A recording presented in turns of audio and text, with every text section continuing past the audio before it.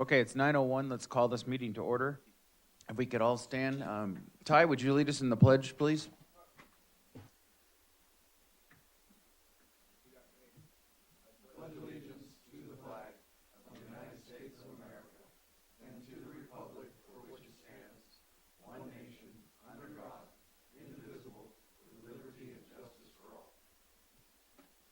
Be nice if the country would do that. Thank you, Ty. Roll call, please. President Griffin. Here. Director Boyd. Here. Director Cordell. Here. Director Rotora. Sure. Vice President Saint Amant. Present. Thank you. Item 4, posting of agenda declaration. The agenda for today's special board meeting workshop was posted on Friday, July 30th, 2021. Thank you. Item 5, conflict of interest declaration. Any conflicts to declare? None from Boyd. None from Saint Amant. None for Rotora. None. Cordell. None for Griffin. Okay, item 6, public questions and comments. This portion of the meeting is reserved for persons desiring to address the board on any matter not on the agenda and over which the board has jurisdiction. However, no action may be taken by the board of directors on any item not appearing on the agenda. Non-agenda speakers are asked to limit their presentation to 5 minutes. Public questions and comments on items listed on the agenda will be accepted at any time the item is brought forth for consideration by the board. When you are recognized by the chairperson, please state your name and address for the record. Do we have any public comment?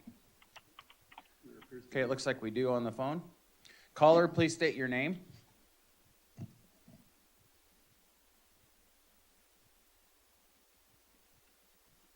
This is David Scriven with Krieger and Stewart. I don't have any comments. Oh, okay, thank you.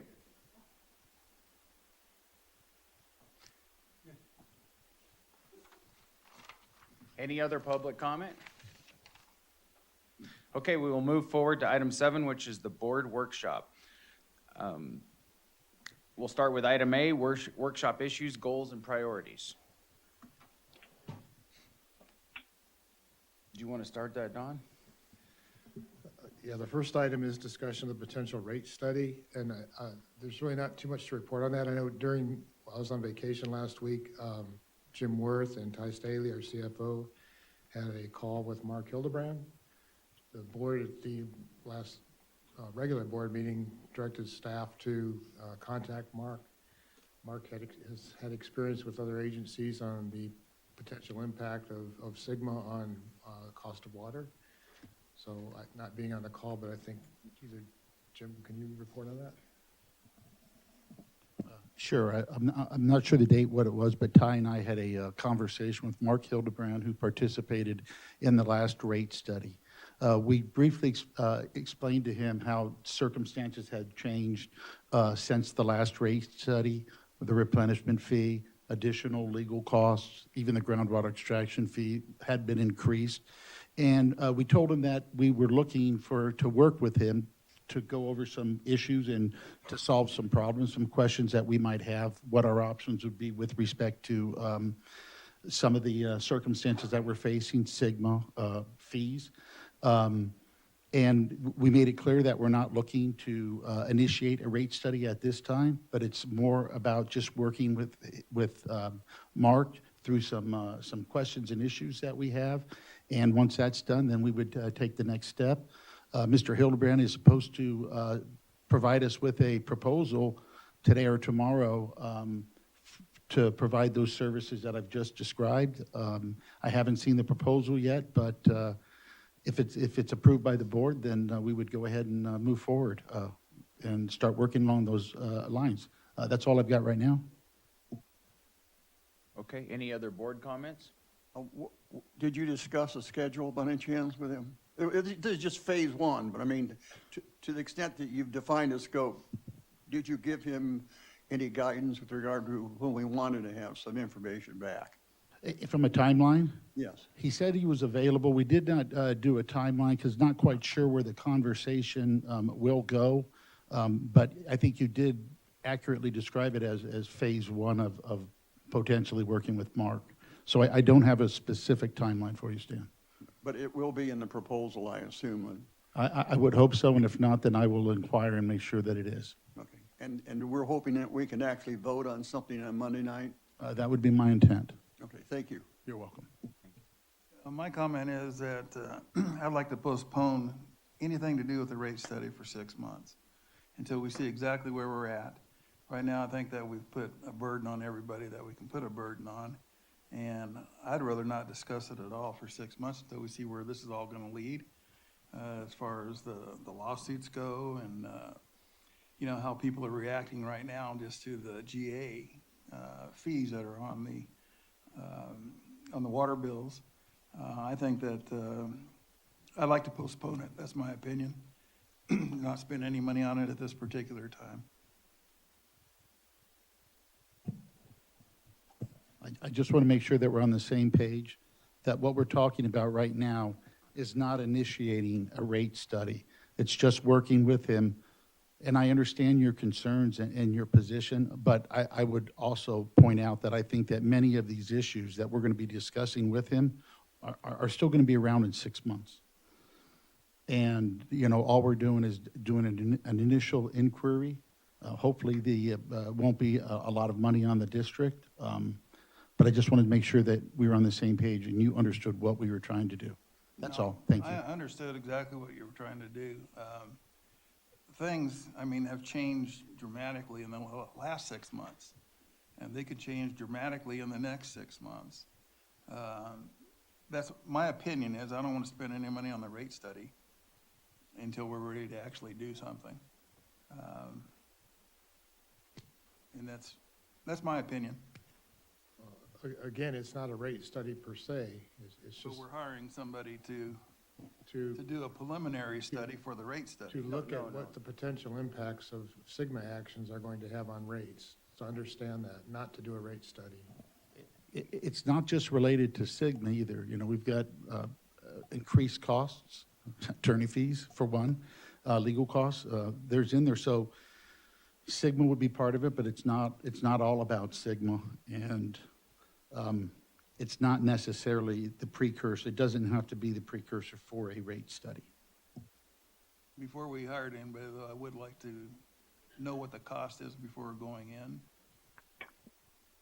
So, I don't know, I'm not prepared to do anything on it myself as one director, just because of what everybody's gone through. Between the COVID, I mean, the restaurants, the people, the GA fees kicking in at the worst time possible. Anyway, that's all I got to say. I understand what you guys are saying too, so. Okay, very good. But we should have the proposal with the cost hopefully by Monday for you. So, Okay. and we're not looking for any action anyway today. Thank you. Okay, any other board comment? Okay, any public comment on this item? Ron, could you grab me an orange juice? Ron Kosinski. I sort of agree with Chuck in a way about proceeding because the public now is gun shy of anything. The first publicity you're going to get is they're raising our rates again. And the second thing is I do believe that Sigma is one of the driving forces here. Yes, everyone understands cost go up, but Sigma is a huge driving force. Things are coming up. For instance, $1.5 million is satisfied on the extraction fee. What's going to happen with that? Accordingly, it should just go away. Stan, I hope it's something that you're looking at. That 1.5 million was how that particular ordinance was sold to raise the fee. And in my calculation, I think probably the water district's the only one paying that fee now, the extraction fee, I don't know. But you're probably approaching pretty close to 1.5 million. So that has to be taken into account, plus the possibility of the GSA enact another extraction fee, which they may or may not. But the promise to the public was 1.5 million, we're done paying for the plan, we're done, okay? As far as the replenishment fee goes, I agree with Chuck there. There's a whole lot of things up in the air about that replenishment fee. And being out there like I am and having people call me all the time and talk to me about the replenishment fee, it's amazing how many people don't understand any of this now. But they're trying to get very interested in it. But everything's negative, everything. And I think that if you, even though you're not starting a study, it's going to be in the public that you're beginning to look at a study, and the public's going to review it as a study to increase our fees again. So I just caution you. I think maybe that Chuck is right. Maybe you want to start looking into the impacts on the rate study from Sigma, which I think is the greatest impact of any. And that's the one that I'd be watching, and what's coming and what's going. I mean, depending on how far your rate study goes down the road, the $25 million that you're into for replenishment fee is going to be almost coming up on 1 year. So that may be out of the way. So maybe that the rate study shows that we're going up here for a while, but then we're dropping back down again. So I agree that you need to be very cautious how it's presented to public, because all you're going to get is blowback. Okay, thank you. Thank you, Ron. Any other public comment? Just one quick comment.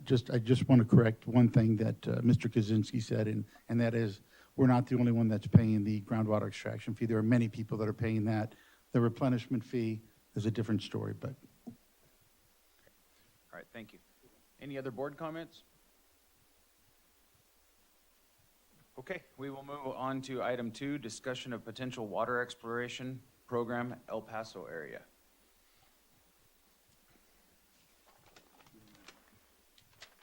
Who wanted to handle that one? Was Stan, did you want to talk about that, or? Well, we've been talking about exploration for a long time, and we haven't actually started anything. My feeling is, there's two things that need to be done in terms of getting more water. The one is the wastewater recycling.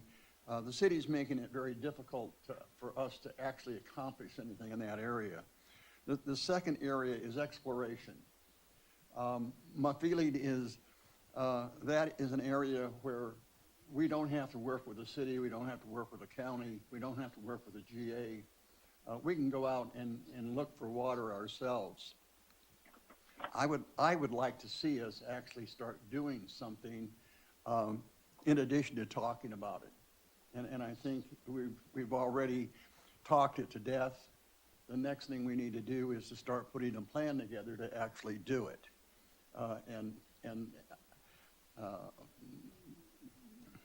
We got to get something done.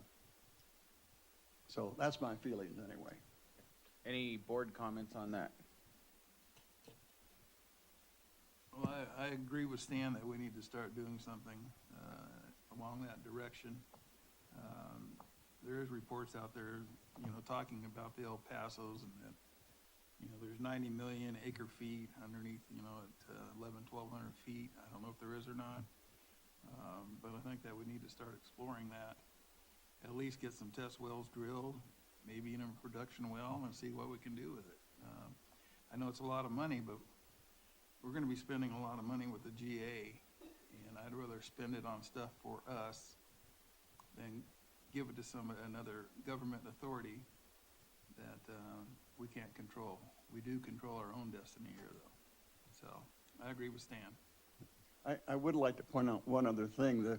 The first two GA annual reports indicated that there were thousands of acre feet of increase in water storage down in that area.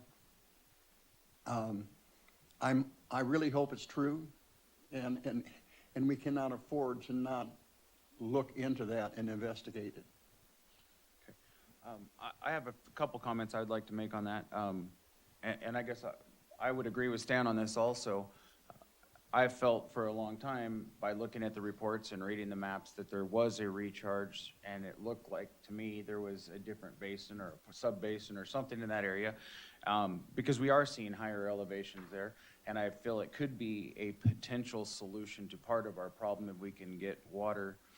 I know some feel it's our basin and it would not be considered new water, but if it is a sub-basin and we could prove that, I believe it could be new water. So what would we need to do as a district, I guess would be my question. We would need to acquire land. We would need to work out a deal with BLM or somebody if we wanted to pursue something down that avenue to explore within this basin.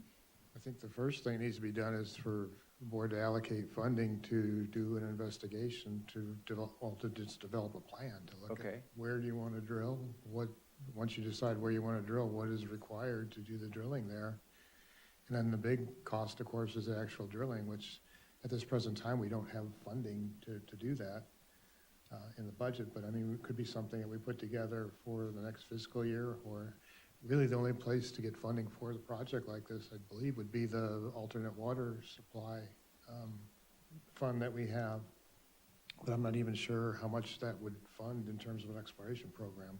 Okay. But I mean, if you wanted to direct staff to put together some sort of a investigative study just to determine the merits of doing it, where we could drill, and what the costs would be associated with. Okay. Well, I get, and I would also like to hear from our engineer what he feels by looking at the maps. I mean, and I'm not an engineer or a hydrologist, so, but when I look at them, I do know that the far south part of our basin was, during this whole alignment through SIGMA, was trying, they wanted to take that part of our basin because they felt it was the recharge for Cantel. We retained that part of our basin. So could that be potentially new water if the district did pursue drilling a well there and importing that water from within our basin to here? If we created a pipeline down Randsburg Wash Road, or? I'm not clear about whether or not it's a separate sub-basin. It is included in the GSA, I understand. So it seems to me that the mass balance analyses that they've done with current production, future production, that kind of thing, that would be a challenge if that were to come, if it were to turn out that that can be demonstrably, established as a separate basin. And I think that that's a good idea. It's a large basin. It seems to have good recharge there. I guess that would be from the northwest.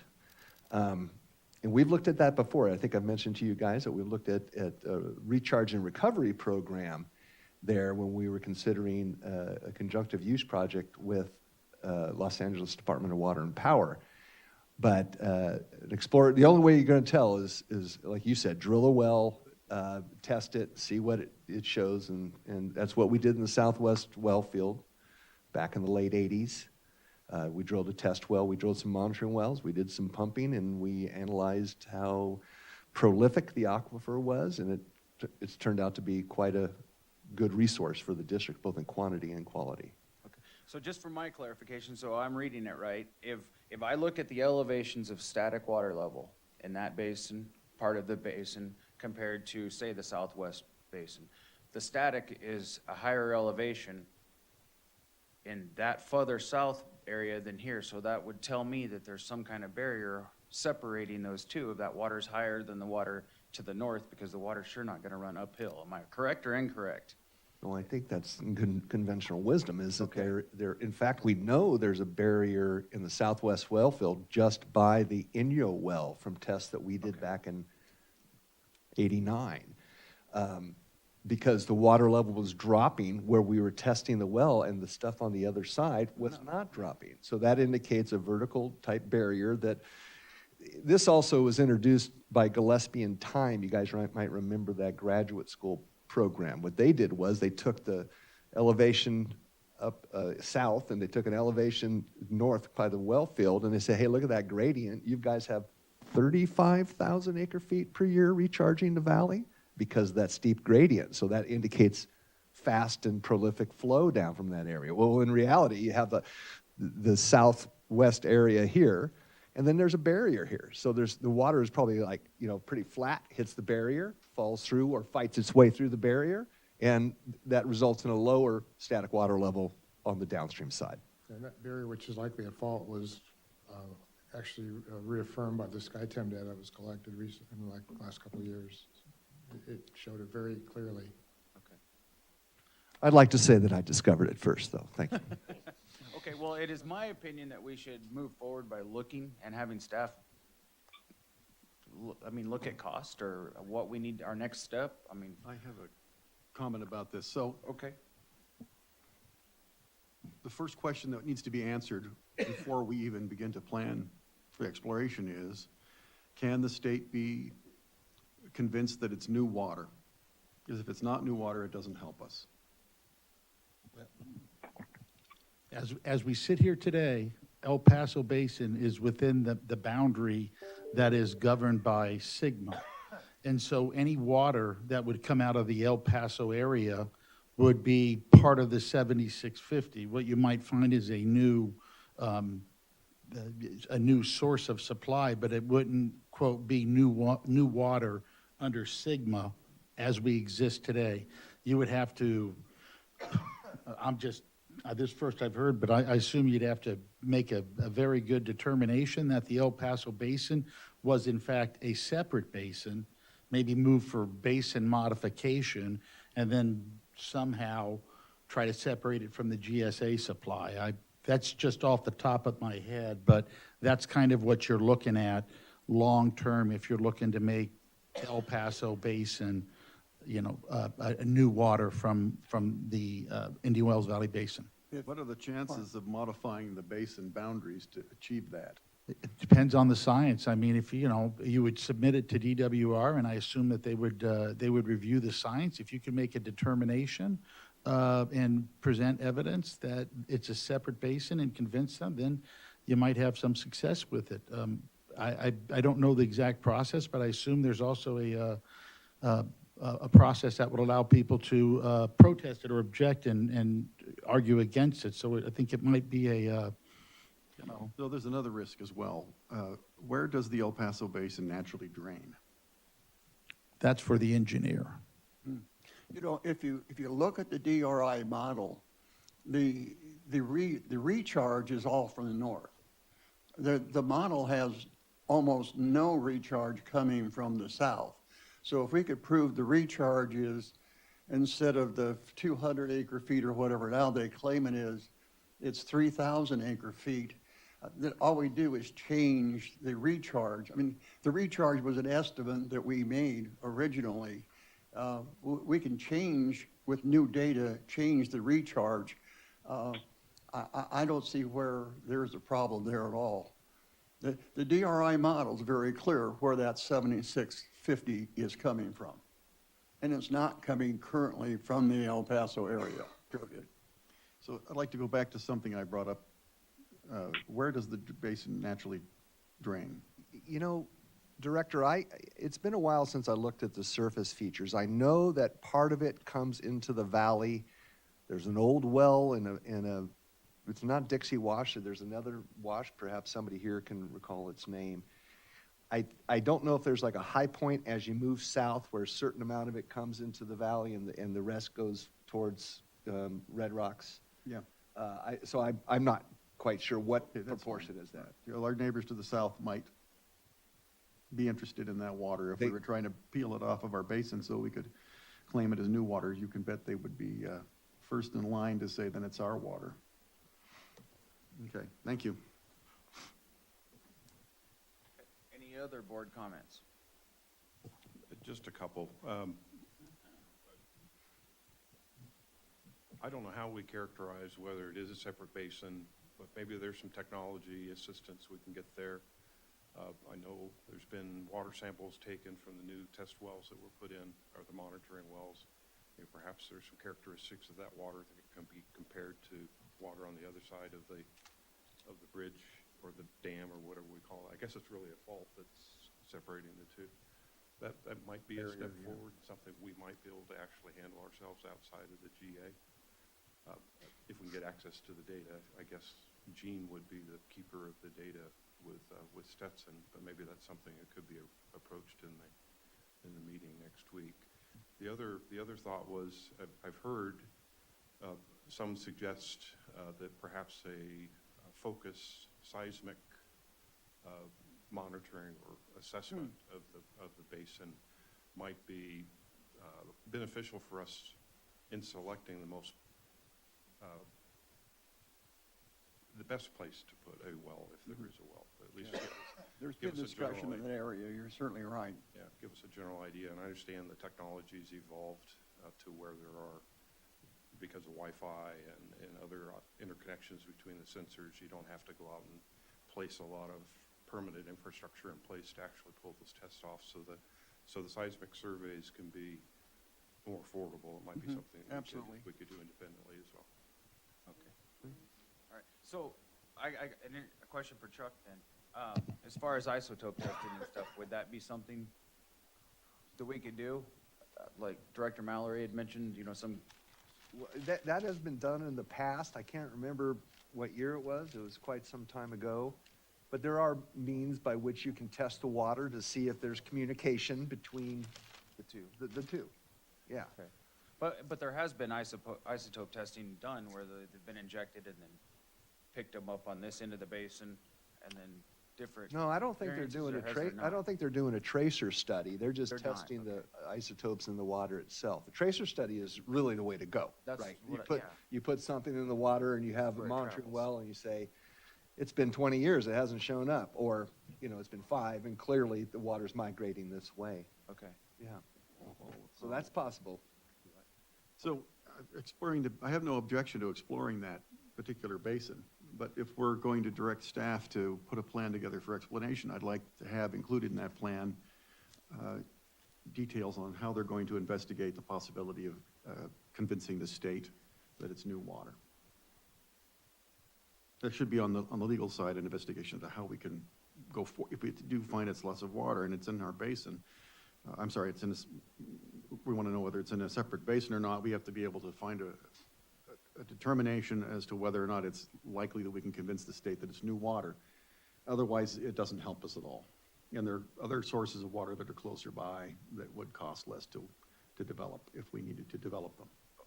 Okay, but my question there for you, David, is if, let's say that in the future, we're having this well mitigation program that's part of this Sigma plan. So even if it wasn't considered new water, if we had a well there that was in production that we could use, I understand the cost, but it could alleviate a cone of depression or some of that well mitigation of our heavy pumping. It's in the far south out there, wells. so Yeah, yes. I mean, I'm just saying in the future, I mean, if there is a water supply there, and I just think we should Are there look not at it. closer unexploited areas with water?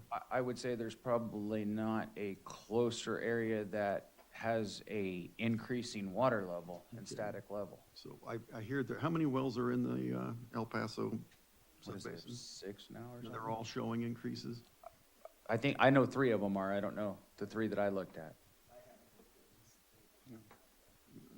And then if you read their report, they were showing an increase of, was it 10,000 acre feet or? So I don't know where Actually, the the average increase in the first annual report showed a little more than 4,000 acre feet per year. And I believe the second annual report showed a little less than 4,000 acre feet a year. Okay. So I don't know where the wells are. When you have sudden increases in the level of water in a well, that often suggests that it's dependent on surface water, and that's not a good well to exploit. So I don't know any of those details. I do know there are closer locations that we could go to for water. And it's all irrelevant if the state won't let us consider it new water anyway. It's not going to solve anybody's problem. All right. I got the, one thing, this is the job kind of the GA is why we're paying the fees for future water, future distribution. Who's to say if we don't have a good plan together, we couldn't borrow some money from the GA or redirect some of our funds that we've been paying? Is that a possibility? That's what they do. We're helping them work together. Now, if we're paying $400,000 to $500,000 a month for GA fees, why can't we direct some of that or redirect some?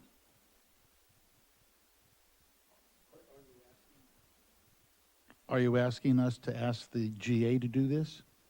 Yeah, that's what, as a partnership between the Water District and the GA. Have we ever discussed this with the GA, Don? Not to my knowledge, no. I mean, you can ask the question. I don't know what they're gonna, I don't know in terms of their priority, what that'll be. There's a lot of things going on right now with respect to Sigma and the GA as well. You can always ask them, and certainly we can do that, but I'm not sure they're gonna throw it up there high on the priority at this particular time. Okay, yeah, I think that we'd have to have a plan to go in and talk to them, and I think that the board is in favor of doing, our employees doing a study or whatever we can come up with as far as drilling something in the El Pasos, and feasible and feasibility, and, but if that's what the money's collected for, I think that we should at least ask the question.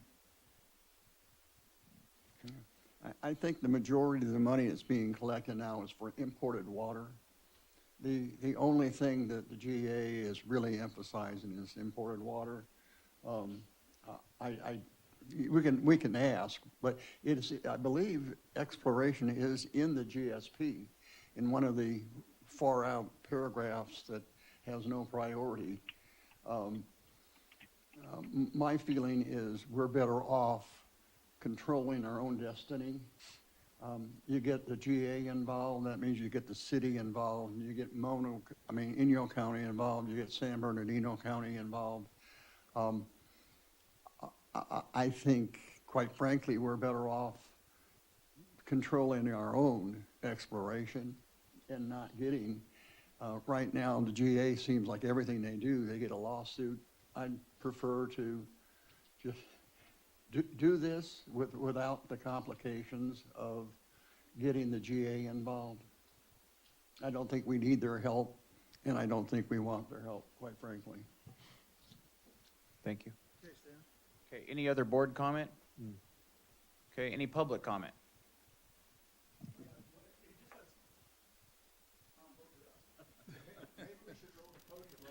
Yeah, no, I can just take the microphone over there. You all make very good points, but and I don't need you to answer this question right now, but why? Your responsibility is the fiscal responsibility to our ratepayers. If you start looking at spending millions of dollars on doing exploration that by rights is the GAs, because they're in control now, that's it, unless they go away. Your money is better spent elsewhere. In my opinion, recycled water. You already know that's in the 30, I don't know what the figure was at one time, plus we've done some calculations on the installation operational costs, even though that's a high hurdle to get over because of the barricade being put up by the city. That's where your money should go. If you start pouring millions of dollars into buying land, exploration well, what are you going to accomplish? You're not.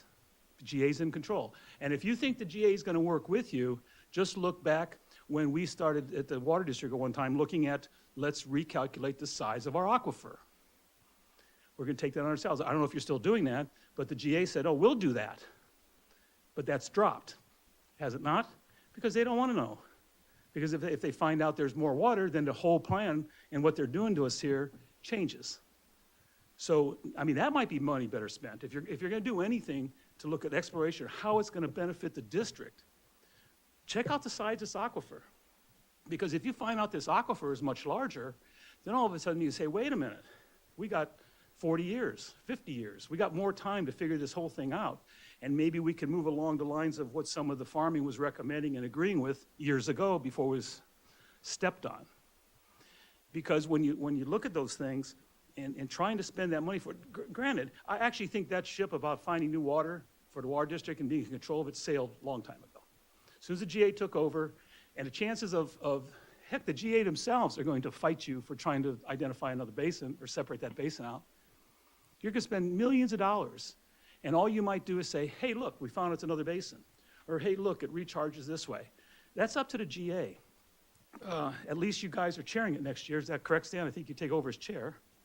I don't know how much control you're going to have, but I do believe that you have some more people listening than they did before, because it must be, especially with San Bernardino. Some other places you can spend money. Have you ever thought about what if the GA was to try to get Rose Canyon into our control? That's big. That's something that was looked at years and years and years ago. Aquifer size, like I said, and then also the recycled water project. And you're going to talk about that more, and I'll have some comments on it. But the point is the GA's in control. You start doing things like this, they're going to fight you every inch of the way. And you're not going to accomplish anything with it. You're going to spend millions and millions of dollars, when in my opinion, if you're going to fight them on anything, you continue to fight on recycled water. That is new water. It'd be nice to know that information. I agree with you guys on it's a sub-basin, it's elevated. What I've learned about it is it basically fills up, sort of spills both ways, north and south. So you get a fight from your neighbors about what happens with that. You're going to get a fight from the GA. And having a well up there will not decrease your replenishment fee, because it's all based on what you're allotted and what you're using. So it's a lot of money not well spent at this time. I think the money's better spent at the recycled water. You guys are ready for that. The preliminary engineering is done, you got preliminary cost done, and let's just say you spend millions of dollars on this, and all of a sudden you decide you're gonna move on the recycle project. And now you gotta go for a bond issue for $25, $30 million. You're gonna be tapped, and you won't be able to move that way. So I caution you, I think it's a neat idea, but all you're really trying to do is prove to the GA that we got something here that you're not looking at. And the only way you're gonna change that is to change the mindset of the GA, and maybe Hi there, I even got public comments here on this. and maybe even change the way the engineering is being done. Isn't it time they start going out for bids on engineering to do things? Maybe that's a project needs to come up. We would need to identify this more. Let's go out for bids of who can do that. Don't automatically hand it to the guy that's costing you the most money. Okay, Thank you. Okay, any other public comment? Yeah, I do.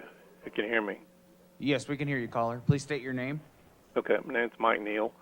Okay, I'm trying to work with the time delay on the live stream here. So, okay, I was listening to what Mr. Kaczynski had to say, and he primed me for some comments. The one thing, I differ with Mr. Kaczynski on this particular point. I agree with several things he said, but what I do differ on is the fact that you guys need to face up to the fact, and I think most of you long ago already have, but those who haven't taken this position need to rethink things. You are in a fight with the GA. The GA is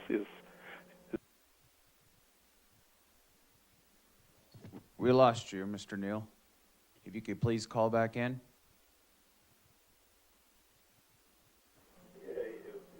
Hello.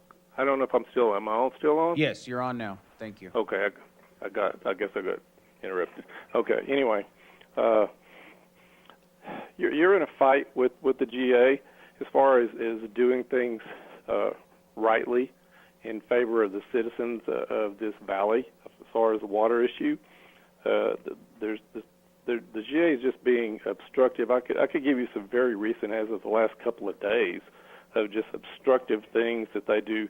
They do it to private citizens who ask for information, and they refuse to be forthcoming. Mr. President, we're talking about exploration of the El Paso Hello? area, and we seem to be going off base quite a bit. Okay. Mr. Neal? Yes. Okay. Well, this is on topic. It's just part of the subject. So if you don't mind, if I just go ahead and finish. Yeah, please finish, but let's keep it limited to the exploration of the El Pasos, if you could, just for this part. So we're talking about exploration of El Pasos, and that's it? Yes, that's what we're discussing right now. Well, that's certainly what Mr. Kaczynski talked about, and you didn't cut him off. But anyway, I'll address other parts. If you just want to talk about exploration of the El Pasos, I'd say you need to do that, because if the GA jumps in and says they're going to do it, I guarantee you it's going to cost way more than what the water district would spend on it. The GA has a long track record of spending way too much money on every single thing that they do. Their water resource manager loves to grab money from any pot, any time, and any amount he can get, and it's not going to be done right. Nobody in this valley believes that they're going to do it right, or they're going to do it for the right price. So go ahead and have a fight with them over the water exploration in the El Pasos, and go ahead and get it done. And every time this situation occurs, it just points out that the GA is the wrong entity for doing this kind of thing, and that needs to continue to be highlighted. Okay? Thanks. Thank you, Mr. Neal. Any other public comment?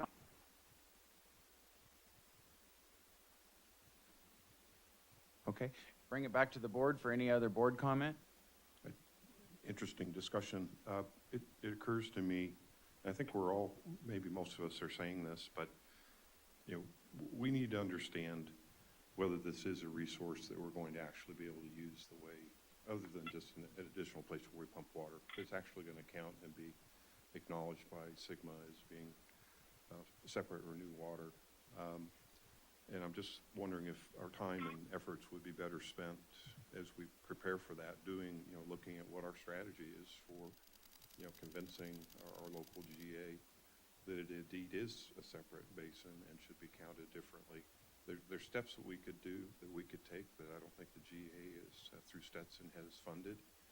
We've got monitoring wells there now. I don't know how that data is being used. Gene hasn't been forthcoming with a lot of details on the quality of the water and all that yet. I guess that's coming. Maybe we'll hear that next week.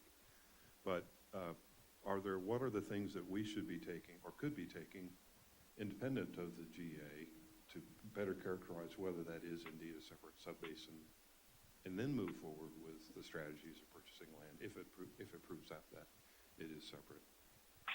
So, I understand what you're saying. So, Mr. Worth, would you writing a letter to DWR, how could we address that issue? Because that would be where it would need to come from before it went to the GSA, right? If we looked into this basin and we did find that there was a difference, what would be the chance of that becoming new water? Or how would we word that? Or what could we say? Well, I think if, one, I'm not sure that there's any board action or what staff is supposed to do, but this is the first time we've really had a conversation like this in this detail. It'd be nice for staff to be able to talk to Chuck and maybe provide you a little, and Tim Parker as well. And, you know, we've heard the concepts about water and what else might be out there, and then we could probably prepare maybe an outline, bullet outline or something to at least give you some preliminary thoughts, not to go into too much detail, but, you know, broad strokes right now and see what you'd like to do. I mean, we could try something like that, but I think we need to have an idea what we're talking about before we go asking somebody else to do something. That's my opinion. I agree wholeheartedly, because Mr. Kaczynski touched on something that's important. It's kind of an expansion of what I was saying. If it's not water from outside our basin, it's just water that we're going to be paying replenishment fees on. If we can do that cheaper, closer. So I understand your point there. Okay, what I want to make sure is, I agree with Jim. I think that maybe we should, you know, have staff look at this, have our hydrologist look at it and our engineer, and then make their recommendation to staff that, hey, we're on this page or we're not on this page, or this isn't going to work out. That way we have something come from them and then we look at it at another time. Mike, sir. I would like to point out that the model that we are using, that DRI put together for the Navy, I believe is still in the process of being transitioned to the GA. However, all of the recharge that goes into the 7650 is modeled into that model, all right? I mean, there's no doubt where the 7650 is coming from, all right? It's right there. What isn't in the model is any recharge coming from that southern area. So in my mind, it's pretty clearly different water than what is already in the model, which is the sum of the 7650. If there is recharge there, it is additive. And no, I don't see how that can be questioned at all. So I think that part of it is pretty straightforward. So I would suggest that in this, whatever we're going to have our staff do, they need to go back, look at what the GA has done, where the recharge is currently modeled, and make sure we really understand what the 7650 is. Because in my mind, there's no doubt that any recharge that exists down in the El Paso area is not comprehended in that 7650. Okay. And it doesn't have to be a new basin or a sub-basin. It's part of our basin. We just underestimated what the recharge is, perhaps. Okay, so we're not gonna, there is no action taken here. So we'll just move forward and have staff just look at that and address it, and then we'll bring it back to the board at one of our committee meetings and then have it at a board meeting from there. That's what I was going to ask, is if you could articulate exactly what you want staff to do, just to investigate the El Paso Basin, look at the, how it figures in, whether it's new water or whatever, and as I said, bring back recommendations for further evaluation to possibly do Yeah, exploration. from Tim and from Chuck on what their views are on it also. That would be my suggestion, so. Okay. Well, we close public comment.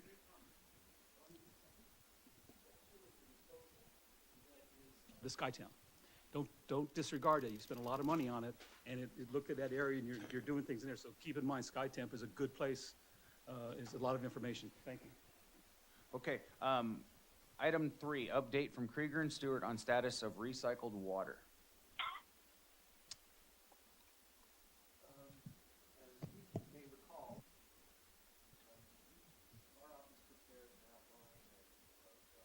I don't think his mic's working.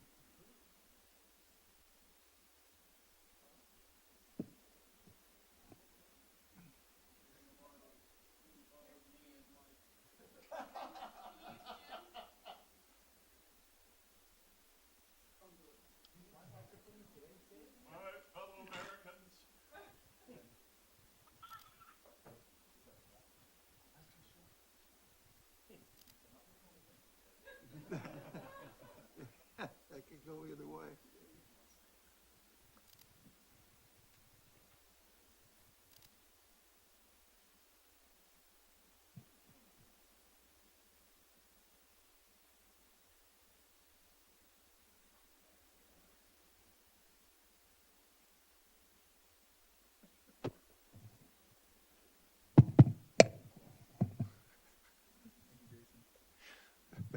Exactly.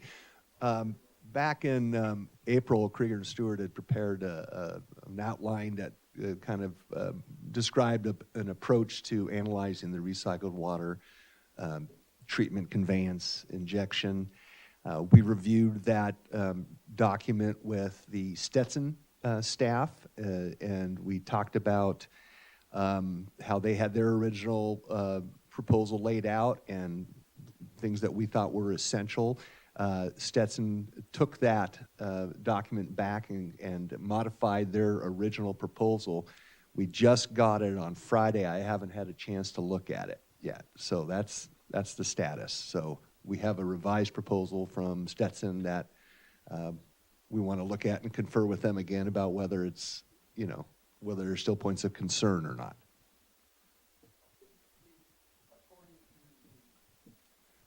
According to the GA agenda for the last 2 months, apparently there's been a working group established that we are a part of, or you in particular are a part of, that are working at reviewing all this new material. And so I guess it's important that you do get, your input back into Stetson. And we want to make sure that, right now, as you probably recall, or maybe you don't because you haven't been that familiar with the GA activities, nobody bought into the GA recycle program. There is no budget for recycled water work. We want to make sure that we're not spending money that's not absolutely needed at this point in time. So when you are reviewing what you're doing and what Stetson has done, we want to make sure that everything that is being done is high priority work and preliminary, and is going to be costing us a lot of money in the near future. Understood. Oh, and one second thing, there is also an agenda item that says that Stetson is reviewing or documenting the current existing wastewater treatment facility in operation. Is your group been involved in that as part of the working group? We have not. I had not heard that. I thought we were just using. There's a one of the bullets on the briefing show that Stetson's putting together, sort of a summation, top level description of what the water system or the wastewater system really is. So I think probably would behoove us to make sure that in order for us to stay on board, that we ask Chuck to review what's going on there as well. Okay. Chuck, I had a couple questions for you. Sure. I agree that I think this is very important. The recycled water we definitely want to be involved through this with the city. The last report I had looked at was they were looking at evaporation, and I know the district's feeling was injection. What is the current status of that right now? Are they talking about piping that out somewhere and then injecting it, or where are we at on, just an update for the board? I got you. Again, we just received, whatever that is, 5 days ago, Stetson revised scope. So as far as I know, not a lot of energy, hopefully, has been spent on implementing that scope until there's concurrence on the approach. From everybody. Plan. Okay. You're- plan. They're just actually taking your plan and modifying your plan with some additional bells and whistles to get concurrence on something we agree to. How we're going to is the approach real it. plan. That's right? correct. So that's where we are now. So, but definitely, Director Griffin, there's the important component of treatment and injection. It's always a source, 365 days a year, and it's a definable and doable treatment process, and put it right back into the bank, so to speak, without any loss to evaporation. The other alternative, of course, is percolation. You don't have to treat it as much to percolate, but you have to find some place that you can percolate, and this valley is problematic when it comes to that. No, I think the only way that I would want to be involved as a director is through injection and treatment, to where we knew we were getting 100% of what we were using, and it was going to get reused. Because I don't feel that evaporation or percolation is going to work in this valley. It's just Yeah, gonna be that's a gone. tough one. We've dabbled in percolation before, back in, Renee, when was that? The mid-90s, when we did the perk test out at the Southwest Well Field. And that was a challenge. Late 90s, okay. And that, that's 400 some odd feet to static water. And there's a whole lot of unfriendly to percolation material between the surface and the groundwater body. So I think if you're talking about way up towards the alluvial material, towards the mouths of the canyons, if you really want to have good deep percolation, which is a long ways away. Long ways away. Just not effective. Okay. Microphone. Can you turn your mic on, Stan? Thank you. I think where the misunderstanding came up is Stetson was given a task to go and study percolation without understanding the big picture, and that is where we got Chuck involved. Let's look at the big picture, look at the real plan, and look at, all of the aspects of what need to be looked at before we start jumping in and spending a lot of money on percolation, which many of us feel is just not going to work.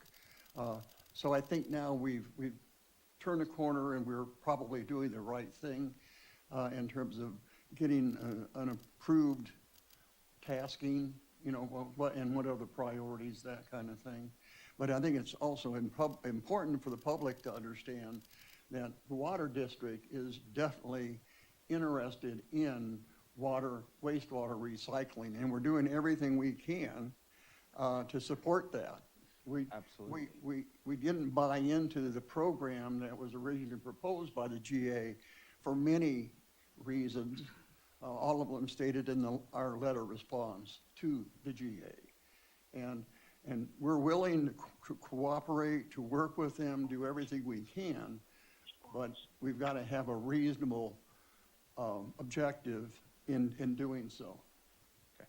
Thank you. Any other board comment? As a question for Stan Rotora, Stetson was working on a study on percolation that should be coming due soon. Is that, do you have a status on that? They've been working on it for some time. I think Gene may be heading that up. They continue to work on it. One of the things that, of course, the GA is not known for is actually having a schedule. So I wouldn't want to guarantee that it's going to be coming up real soon. But yeah, they've been working on it for several months now, looking originally at reports. And I believe they were going to actually do some actual testing. I guess I'm not totally sure about that. Okay. But you're right, they're working on it, and we have been getting updates for a few months. I'm not sure when it's going to be completed. I think that study's taken a back seat to the new study that's being done jointly with Krieger and Stewart and a working group, including the city. So And I think that's the right answer, quite frankly. Okay. That is, it's what should have been the right answer to begin with. Any other board comments? Okay, at this time, we'll open this to public comment and then close it, in public comment, and come back to the board. Else is boring. First of all, I'm very happy to see that you've In gotten. a board meeting. I'm sorry. Cool. Oh, Dave, yeah. Well, I'm very happy to see that the board is still sticking strong to the reinjection. That is the way to go. You got all the water's there, you take it all, if no one else takes it. At this particular point, you're the only one that wants to take it. I think that the study that Stetson was starting to do about percolation and spreading was a big waste of time. And I do believe, I'll say I'm 80% positive that Lahontan made a comment that they wouldn't support that. Too much evaporation, they wouldn't support it. So has anybody talked with Lahontan, how they feel about that before it goes? And Stan, I hope you're right, that they sort of dropped that, and that we're looking at closer to what was being planned by the water district. And I think that's a big plus. I don't know why they ever came up with percolation. I think it was just another way to get more money, in my opinion. When they knew it wasn't going to be accepted or done, especially with the preliminary work. Again, the preliminary work done by the GA was pushed aside, by the water district was pushed aside by the GA, just because you're the water district. And I think you got the best plan. So I think proceeding with that is definitely worth it. And Stan, did I understand what you said is that you think the GA is actually paying for some of the city's wastewater plant review? Is that what you sort of said, that there's something they're reviewing? Stetson is putting together, if you look at the last couple of months' meetings, engineering reports, they're putting together a synopsis or an overview of the wastewater treatment facility and operations, or words to that effect. And it is Stetson that is doing that. I highly recommend watch that very, very closely, because is the city trying to utilize money that the GA is getting to do something they should be doing? Well, I think the city's already done it. Yeah. There are a number of wastewater reports put together by the city's engineers, Yeah. consultants, Provost and Pritchard. So I'm not exactly sure why they needed another study, quite frankly. Yeah, But exactly. We'll see what Yeah. comes out. But I absolutely agree, we don't want Stetson spending money that they don't need to spend. Yeah, well, Couldn't agree and more. if it's a city's, anything that's a city's responsibilities, the city should pay for. And I just caution you, in light of how the whole thing came down with the recycled water project, with the city getting reimbursed for legal and all that, I won't go into all that. In light of all that, keep your eyes on it. Thank you. Thank you, Ron. Any other public comment? Thought I heard a phone call. Oh, was it? Okay. Okay, bring it back to the board for any other comments. Okay, thank you, Chuck. Okay, let's move on to item 4, discussion of general plan, tank storage, disaster preparedness. Are you gonna do your presentation right now? You guys have a pretty good presentation, don't you? Okay. Well, I was just thinking it's 10 o'clock, if we could take like a 5-minute break real quick, because I've had too much coffee. Let's take a break from 10 to 10:05. Okay. Good a reason as any. That is, yeah, it's not a bad reason. I got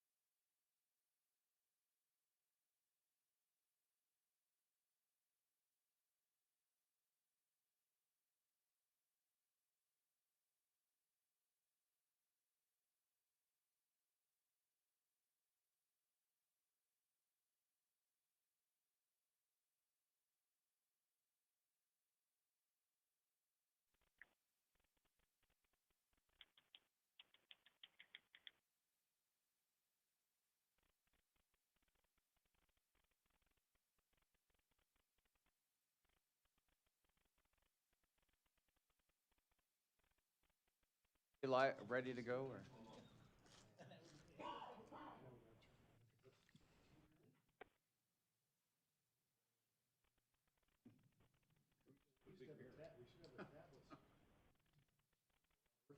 Hello?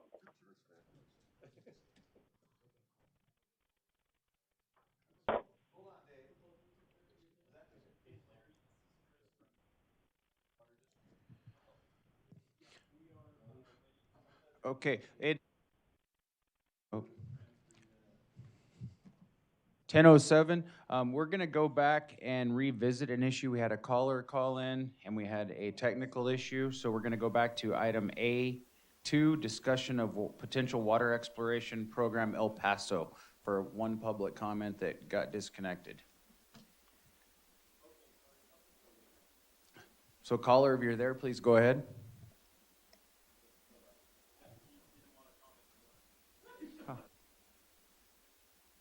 Okay, so now we're gonna move forward to discussion of general plan by Mr. Krieger. I guess the big screen on the wall is the only screen that you have access to? Okay. That's, okay, well, from your angle, I'm sure it does.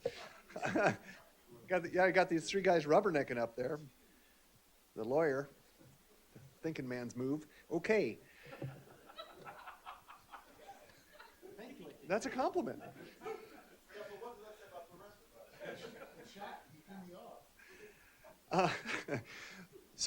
Folks, the purpose of this little presentation today is give you kind of a update on where we are with the master plan, the general plan. First couple pages on here, we wanted to, by the way, I have Dave Scriven, who's a longtime Krieger and Stewart Associates, on the phone. So he can help me with some commentary if I fall short. But first thing we want to do is kind of recap what we reviewed during the December workshop quickly, and then kind of get to the storage issue, which I think is a major issue that we need to consider. So we looked at it in December. I think everybody remembers that we've had minimal growth since '96. That, coupled with reduced allowable production by the state, has resulted in pretty moderate to very little growth in the system. The current production requirements are 6,730 acre feet a year. If we go to ultimate, which was what we're calling 2045 ultimate, that is projected to increase to about 8,000 acre feet a year. It's about 1% per year per year of growth. We told you how we analyzed the production requirements by pressure zone. We analyzed those various zones. Who's doing the? Oh, thanks, Jason. Next slide, please. We discussed the development of the GSA and the plan to deal with some of the water issues here. Water balance, we talked about the existing system. We talked about the annexations that are possible. I can't remember how many there were, Dave. What were there, 7 or 11? Yeah, I can't recall. And then we talked about this brand new system model that the district, that we created for the district, which is going to be very useful in monitoring and modeling, potential behavior of the system. And we talked a lot about, the existing system issues, challenges that the district has, namely the operations people, in achieving some things. And some of those are, maintaining consistent water levels in the reservoirs. The easterly reservoirs have a hard time filling up. We've talked before how we have production in the southwest and in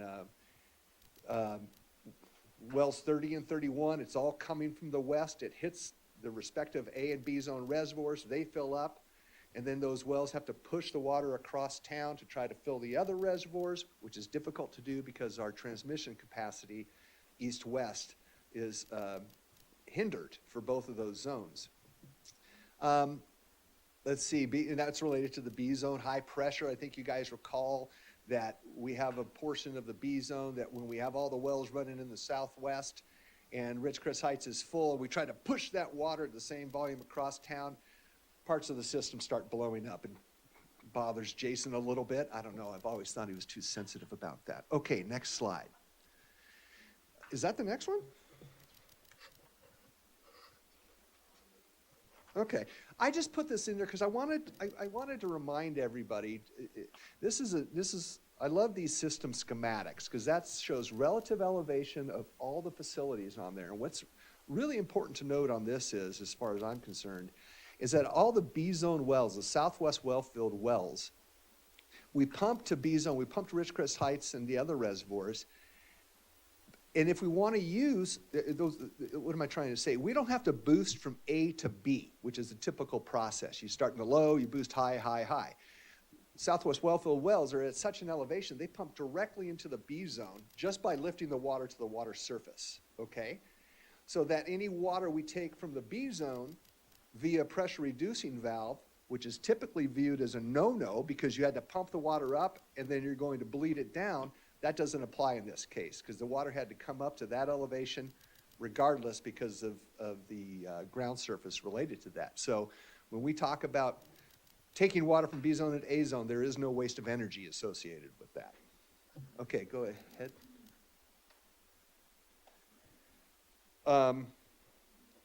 Let's see. Okay, so the proposed resolution on these issues was, to build a new tank for the A zone, to build bigger pipelines east-west in the A zone, build a north-south pipeline from China Lake Boulevard down to the College Heights, down to Kendall Tank, so you improve the conveyance capacity and storage in the A zone. Big project, very big project. I think we talked about that last time. The next slide, please. So what about with regard to B zone? Same kind of issue. We have these, and I'll have an exhibit up here so I can point these out to you guys. But in order to address these north-south issues, we have a section in Springer that's missing between two sections one on the east and one on the west that are 24. So there's a section in there that's undersized. Is it 16? Jason, it's a 16-inch pipe, which has significantly less carrying capacity than a 24-inch pipe does. And then this next one that's been nagging us for decades now is this conveyance from Springer south to the Gateway Tank. Gateway Tank used to be real tricky because it still is, as it is now, because it's difficult to get the water to fill the Gateway Tank because the pipelines are so small. But Gateway Tank is a source of water for every other zone higher in the district, for C, D, and E. Goes through Gateway Tank where the boosters are. It's very important to have water in the Gateway Tank. I think that's the long and the short of it. We talked about the current four reservoir projects. We have, as everybody knows, I think, we're replacing a 100,000-gallon reservoir at D zone, which we used to call Salisbury back in the day. We're replacing and increasing the 400,000-gallon reservoir at the C zone, increasing it to 1 million gallons. And we also have another 550,000-gallon tank going up in the E zone, which is the College Tank. And then the fourth one is a larger tank at Gateway, a 1 million-gallon tank at Gateway. Currently, it's 400,000. Okay. Okay, so go ahead and then we start talking about, hey, we have supplemental storage in some of these zones. What can we do with that? Can we put that to any kind of use? All right, next slide. Oh, it's beautiful. Now, I wish I had a laser pointer. If you guys all have printed copies of that, you can see, well, does it work on this screen? Sometimes those screens don't work with the pointer. I can use it to point at Don. There you go. Anyway, you can see that the improvements in the red are A-zone improvements, and there's a significant length of that 30-inch pipeline in Bowman Road. And you can see that is a significant length of large diameter pipe, and it results in significant costs. The A4 storage tank, we've always talked about having an east side storage tank so that it could contribute and react to the demands in the A zone. And then you can see the pipe going up College Heights, going south on College Heights, I should say. So that's a big T. We're increasing east-west capacity and north-south capacity, or that's what it would take to attend to the challenges in the A zone. And then with the B zone, I think looking at it now, I'd rather have a different color on there, but there are essentially two sections to the B zone. That short 24-inch section there in Springer, which again we just described, connects the existing 24 coming out of Ridgecrest Heights Tank with the existing 24 in Springer Avenue, which starts at College Heights.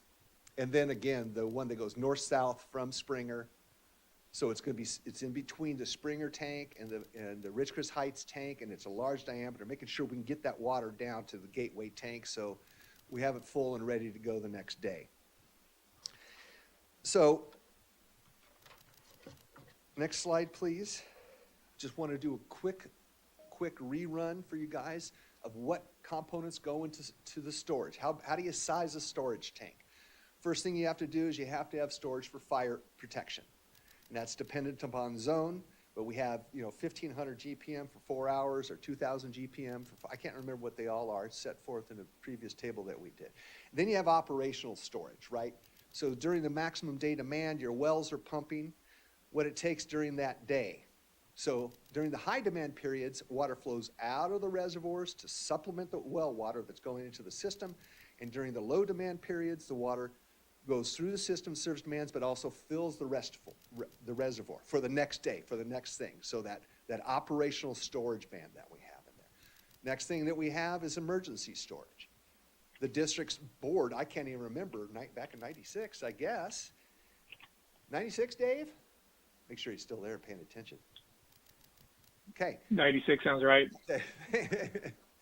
So the minimum is, we'd like a day of average day demand. We'd like a full day, which is 24 hours of average day demand, which is 12 hours of max day demand. So our average day throughout the year is about half of what a day in August or September, a super hot day, would result in. And then there was the opinion, man, it should be nice to have 24 hours of max day. That'd be a great thing to have. So we called one minimum and one optimum. And that was established by a board long ago. In addition to that, you have the off-peak power component. So that means you can't pump for 5 or 6 hours a day. So that means you have to be able to produce the same amount of water in an 18-hour pumping day instead of a 24-hour pumping day. And then for those 5 or 6 hours where the pumps are off, all that water has to come out of storage to serve demands.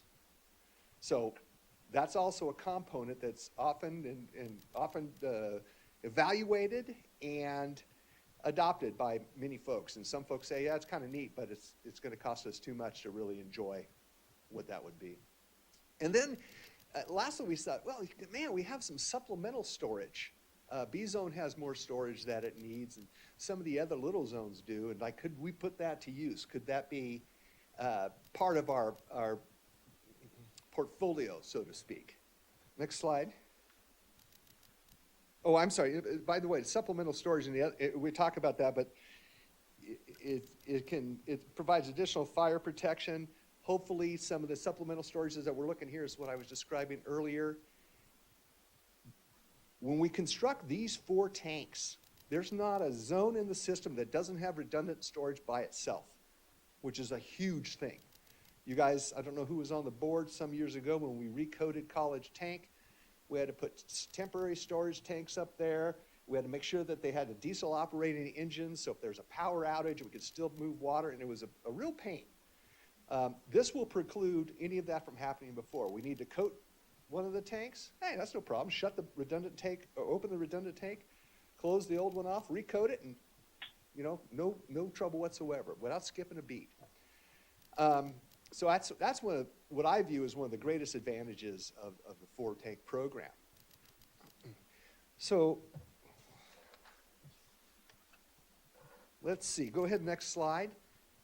This is just kind of restating. So for the B zone, we're going to get a new million gallons.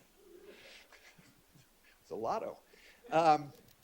For the C zone, we lost the 400,000 gallon tank in C zone at the earth. Well, it was holding on, but that earthquake sure put the death blow on it. E zone, same thing. Salisbury tank, that little 500. I think I said it was 100,000 gallons. Zone is College. It's in College. Thank you. Thanks.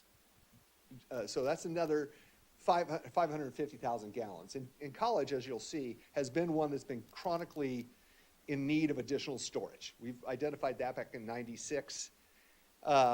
It has enough for operational storage and emergency storage, fire storage, but no emergency storage and no time of use storage.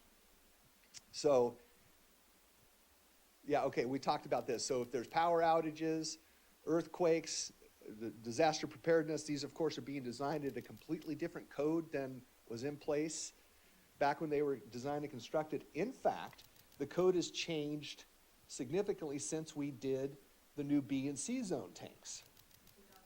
Yeah. What you'll find is when we build these tanks, you would think that a tank at the same zone would have the same elevation, same roof level, height-wise.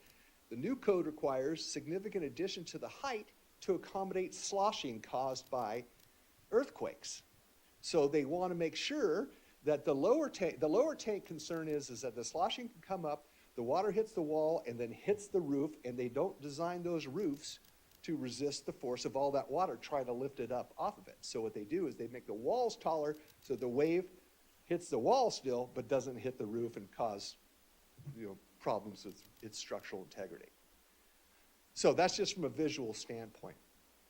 And then we thought, well, we can use some of the supplemental storage in B zone, as Jason does now. We should talk about this option. We can use some of that B zone supplemental storage to help the A zone situation out. And again, as he has done. Next slide. Okay, so we've created these charts, which I think are very informative when we take a look at them.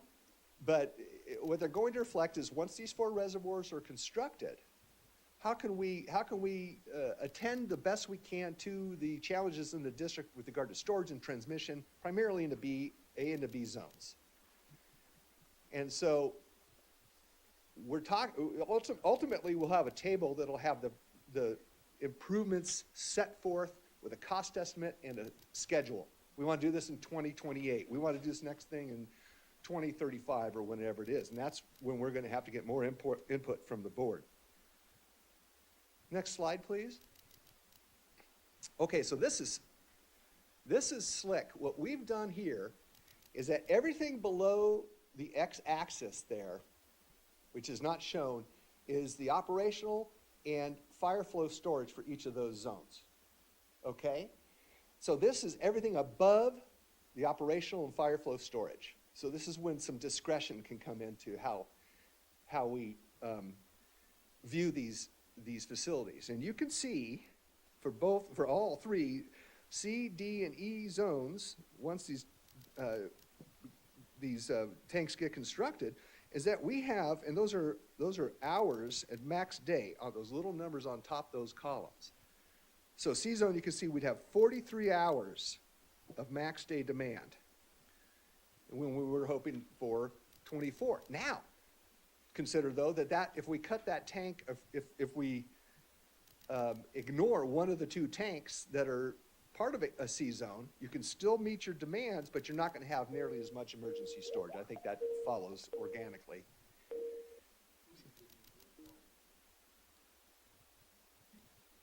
It's my time. All right?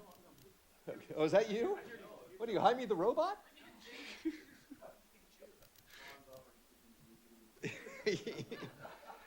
Same story for C zone. I mean, look at C zone. We're adding 600,000 gallons there. And keep in mind, too, that the lower zones can be used to pump up to the upper. It depends on where it is. But if you have a lot of storage at C zone, that helps, College tank. I don't know, can we bleed back from C back down to B? No? Maybe someday we'll want to do that, but not currently. So we're in really great shape. You get to the E zone there, and you can see there's nothing above that line. As I said, the existing 550,000 gallons, that gives you operational, that gives you fire protection, but it doesn't give you any emergency storage up in the E zone, which is the highest zone. As you can see, the next pair, the one to the right, once we get that 550,000 gallon tank up there that changes the view completely. And we also have on there, you can see that the red is if we use some of that storage for the time of use. If we use that to reserve storage for off-peak power utilization. So with the completion of the four tanks projects, I think every zone, C, D, and E, are going to be in very good shape in all aspects.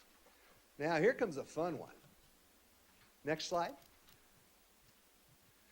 Okay, so the first one is we start talking about, well, let's just look at, we thought, well, let's look and see what we have as far as the supplemental supplemental storage goes for the various zones. Look at A zone. A zone has 12 hours of maximum day demand. So that's actually kind of what we call minimum demand, minimum emergency storage, okay?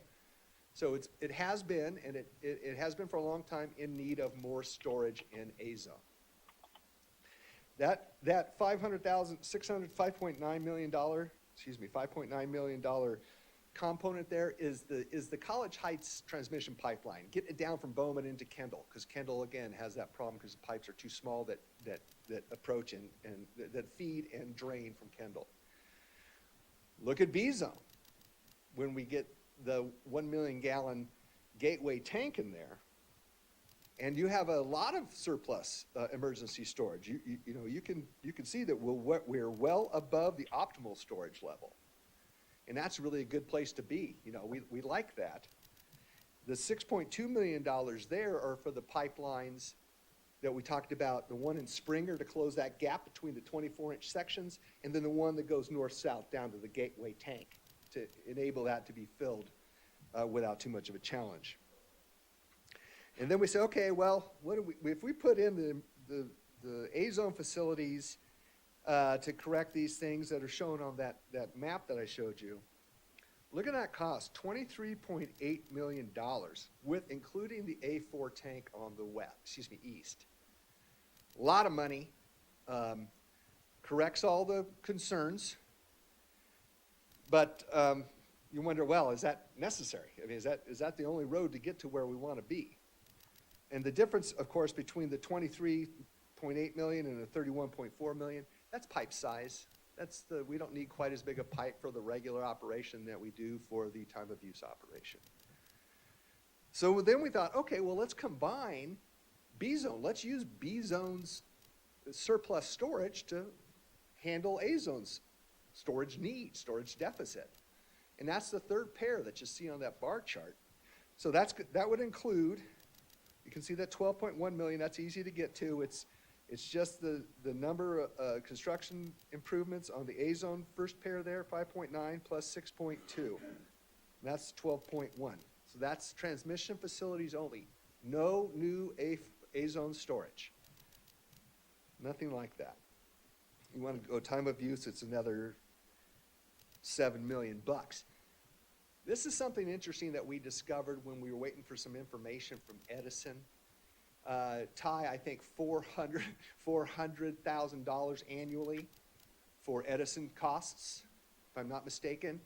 And Jason has time of use rates applied to quite a few, almost all of them.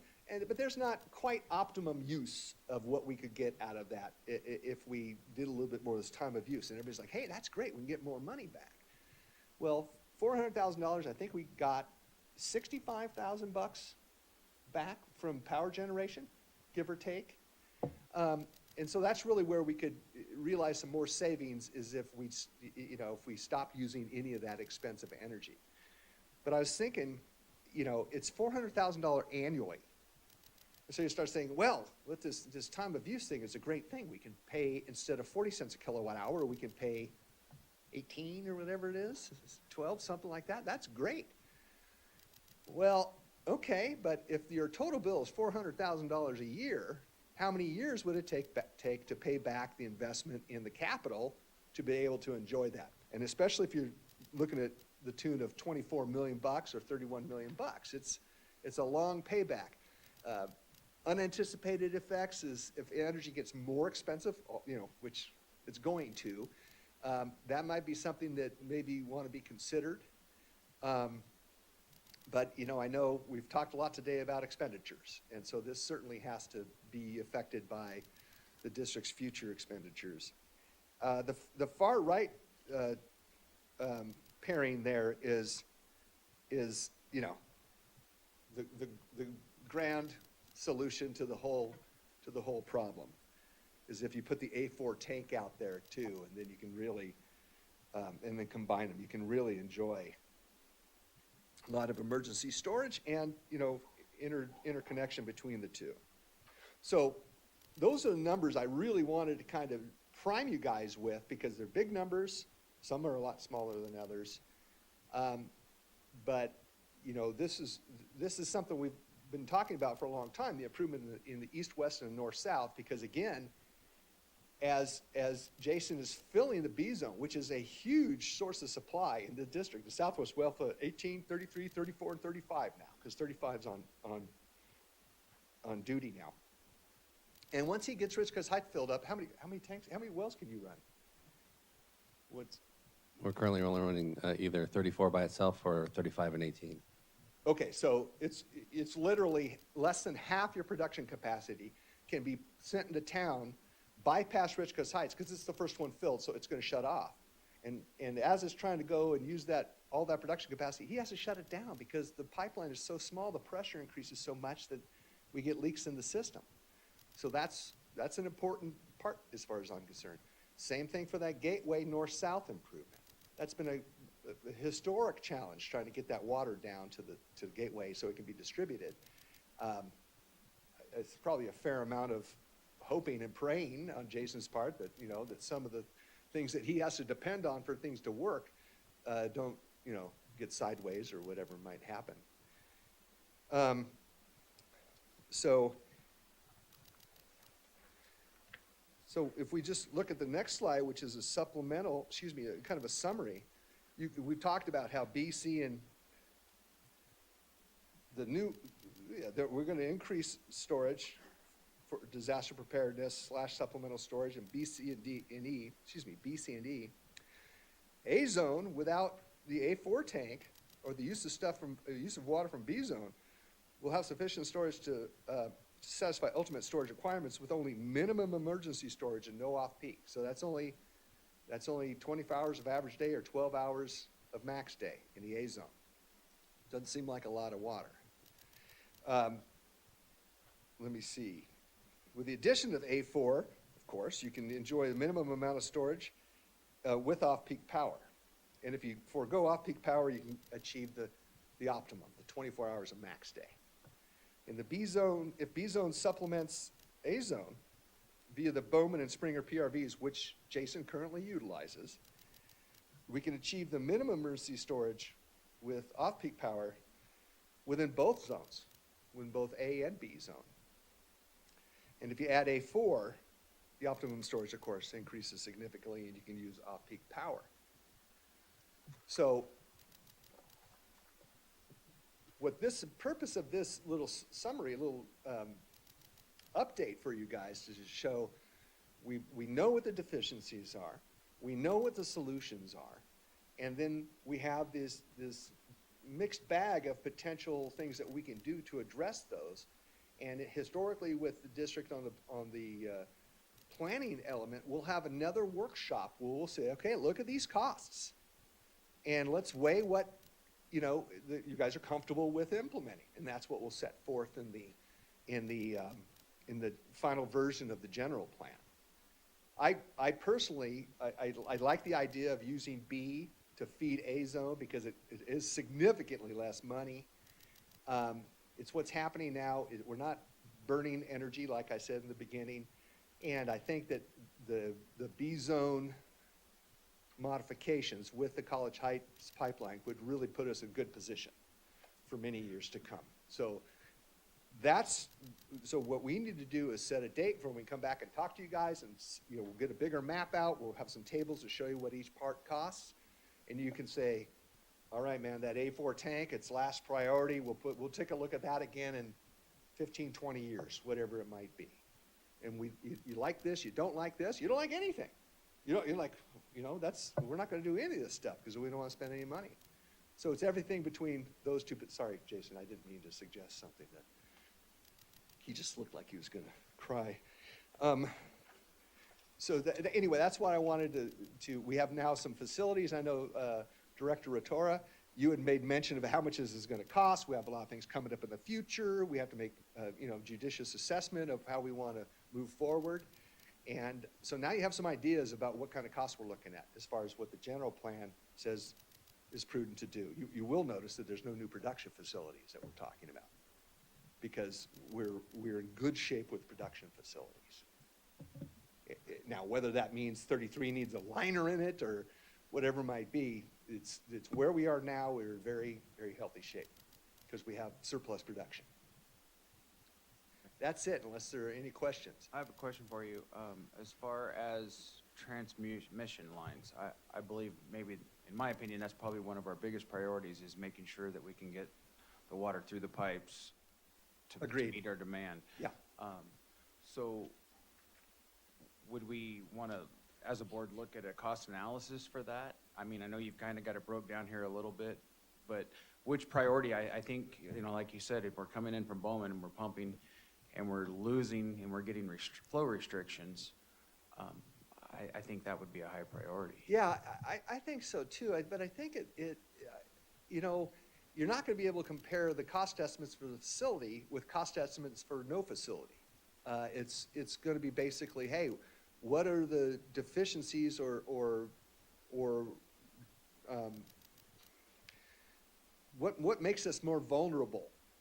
And is it worth this money to take that vulnerability away from, not effectively moving the water east-west or north-south? It's got to be a comparison of, if we don't do it, here's what we face. But the cost estimates, I think, I've already got them. Yeah. So I feel pretty good in those. It's important to keep in mind, you talk about this big pipe, 24-inch or 30-inch pipe. When it's all said and done, you're looking at $700 a linear foot. And that includes everything. That's design, environmental, material, installation, the whole thing. But it's expensive. Might want to keep that number in mind when you start talking about the El Paso Basin. Because I think that's 10 miles or so, give or take. Okay. So thank you for the brief, very informative. I had a question similar to the president. You mentioned a few concerns that you had about the reliability of the system, and areas being overpressurized, in certain cases we're moving a lot of water around. So it occurs to me that there's a cost of inaction here as well. There's a cost of doing something, there's a cost of not doing something. Is that something that you could help us understand a little better? You mentioned one area that's particularly concerning Sure. to you. Is there a way that you can prioritize the other investments for the other? Well, as I've said, Director, I think that it would be hard to put a dollar value on the challenge that Jason has to move water to a particular place. I'm not sure how I could compare that with what's easy is to say this alignment, this material, this diameter, this dollars per linear foot. That's an easy thing to come up with, is what the facility would cost. Now, to say we just spent $1 million to avoid spending something else, I think that'd be a difficult thing to quantify. If that makes sense, I hope it does. Yeah, but just in terms of, I guess, not to try to quantify it as much as to look where our vulnerabilities are. Oh, sure. And Yeah, that's- I think that would be part of the workshop. We could definitely make a more informed presentation to you all, so you say, okay, well, there's the 5 things that are challenges to us, and here's how precarious we might be with one of this. If this were to happen, we'd really be in trouble, that kind of thing. So Jason, yeah, I'm sure Jason has a fairly long list. I have a list. So there's really two factors. One is for emergency preparedness, man-made or natural, the ability to shift water from one end of the system to the other should one part of the system have a failure and we need to import water. And that ties into the second consideration, is that we are currently overpressurizing part of our system now, which could lead to a blowout, which could cost a great deal of money, not just to replace the pipe and the other things that were damaged, but to compensate property owners for any loss If that that they were would to incur. happen. Right. Yeah, I think Jason has a darn good idea of what the system pressure is at specific locations that are perilously close to being too much. And you probably say, shut down 18, you know, when. Yeah, we've run our tests and we've made adjustments to how we operate the system to make sure that doesn't happen. But I understand. during the tests, we did blow some things up. Right, so as far as I'm concerned, those types of issues, while there's a workaround, those are pretty high on my list. I So agree. No workaround is better than having to have a workaround. Right. To piggyback on what David and Mel have said, a risk assessment, basically, and risk and result, if it happens, would be, I think what we really need. What would cause this?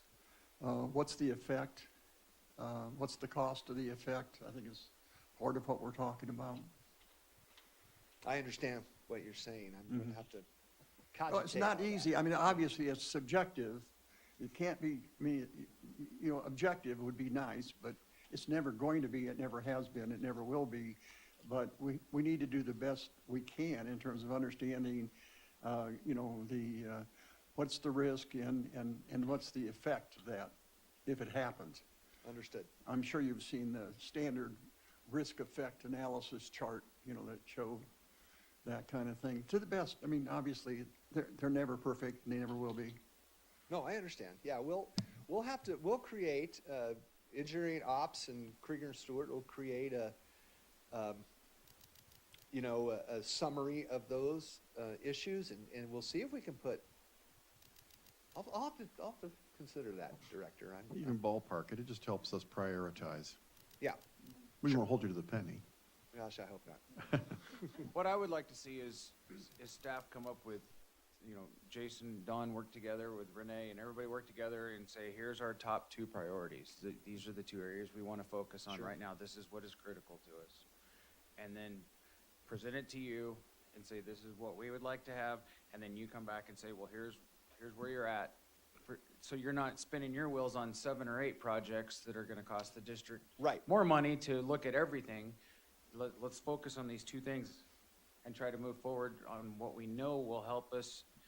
As David said, we've got costs that we'll incur if we do have a problem. Property owners, district staff that's doing stuff, fixing leaks and repairs that they could be doing other projects. So, I mean, if we could eliminate some of that and make sure our production is there, that's what I feel is important to us. Okay. So if we could do that. And I would say it's very nice to talk about something water district related. Facilities are Yes. wonderful. Yeah. So I wanted to add something, I'm sorry, just it won't take long. I'm not asking you to factor this into your considerations, but it is something for the board to consider. And it's, I talked about the possibility of damage to somebody's property. And one of the things we have to consider is, oh, there's just money. No, it's not. It's somebody's put a lot of time and trouble and effort into it. They have heirlooms and family records, and we have to keep that in mind. It's not just money, it's also people's lives. Thank you. So just a point of clarification, I am a Burroughs graduate, so, give you some credit here for the question I have. On this chart, Yeah. I want to compare the different costs. Are there, I would look at the second option as being highly desirable because of the cost and the benefit you have for enhanced storage, but, I need to clarify, that is just if B-zone were treated alone. okay, That that's what I'm. that second pair is like, hey, we want to get the B-zone taken care of. Uh-huh. And so that's a B-zone. And then when you look at those 2, you're like, oh, the second pair can really help out the first pair.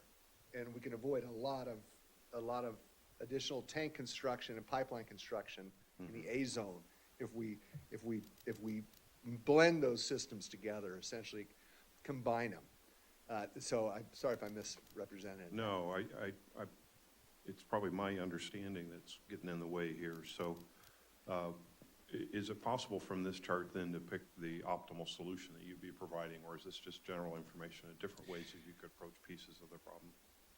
I think there's other components that we could massage, and we can do that in the workshop too. I'll just, we don't want to propose a piece of pipe from a tank that doesn't exist to a pipeline that's connected, you know, well, you could build this mile over here, obviously, you're not gonna do it because it doesn't do anything. So Right.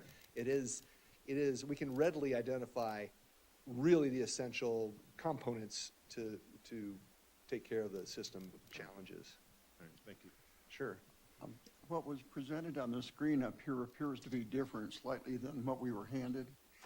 Can we ensure that this is actually put on the website? The page numbers don't correlate with what we were handed.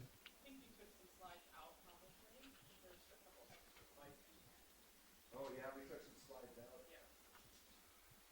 Well, that one doesn't have a page number. Well, some of the ones that don't have a page number were still counted. That is, the numbers start counting up again. It goes from 11 to, Yeah, because 12 and 13 don't have yeah. page numbers on it. Y- y- And there's a reason for that, isn't there?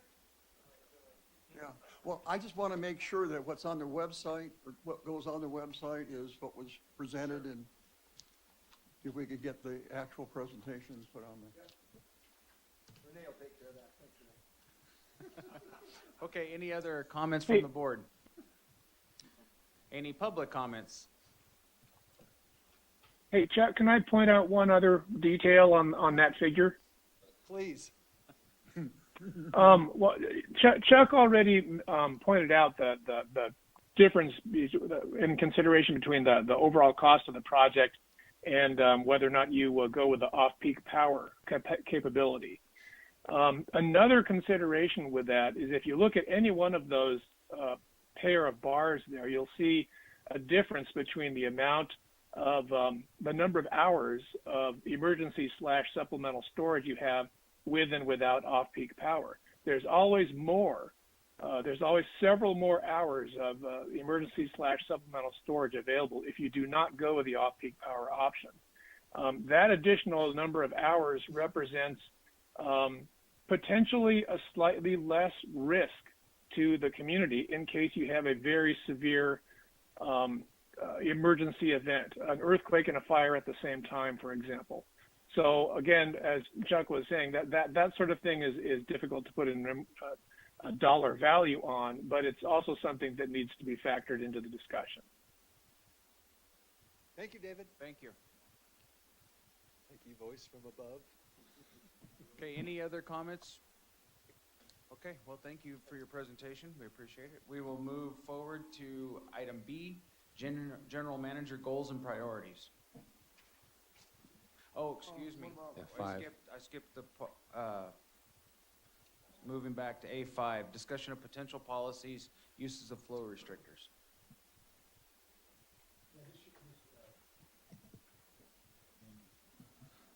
This really shouldn't take too long. I'm just going to give a status report and look for some direction from the board. You'll remember that as a result of COVID that we're not allowed to cut off residential service for delinquent payments.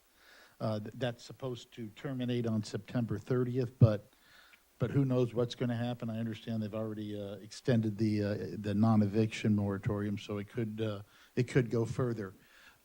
So Don heard about a potential tool to address the delinquent accounts, and that was the installation of a flow restrictor, which is a device that goes onto a meter or a pipe, and it reduces the flow of water available to a person that has a delinquent account.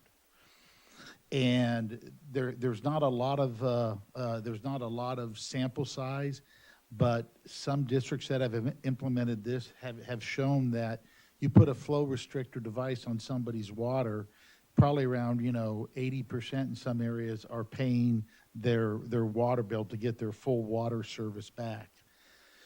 So we were looking at that, and we actually sent out a letter in October reminding our customers that even though we can't cut off your water, you're still responsible to pay it, and that a flow restrictor was being considered by the district. So we have done some work, and we think that it's a viable tool. If this is something that the district would like to explore as a way to, as a collection device with or without COVID, It would be a first step before turning somebody off. You would go ahead and put a flow restrictor on there.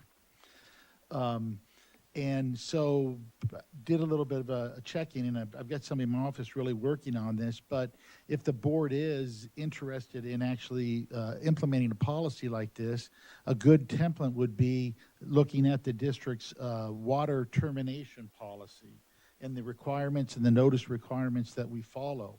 If we were to implement a flow restrictor policy, and we utilize the same type of notices, 2-week notices and hangers that we do before we terminate service, I think that that would be sufficient notice because we're doing less than terminating the water service. We would have to do additional steps. One of the big ones would be we'd probably have to work with health department to determine what is the minimum safety needs for a person.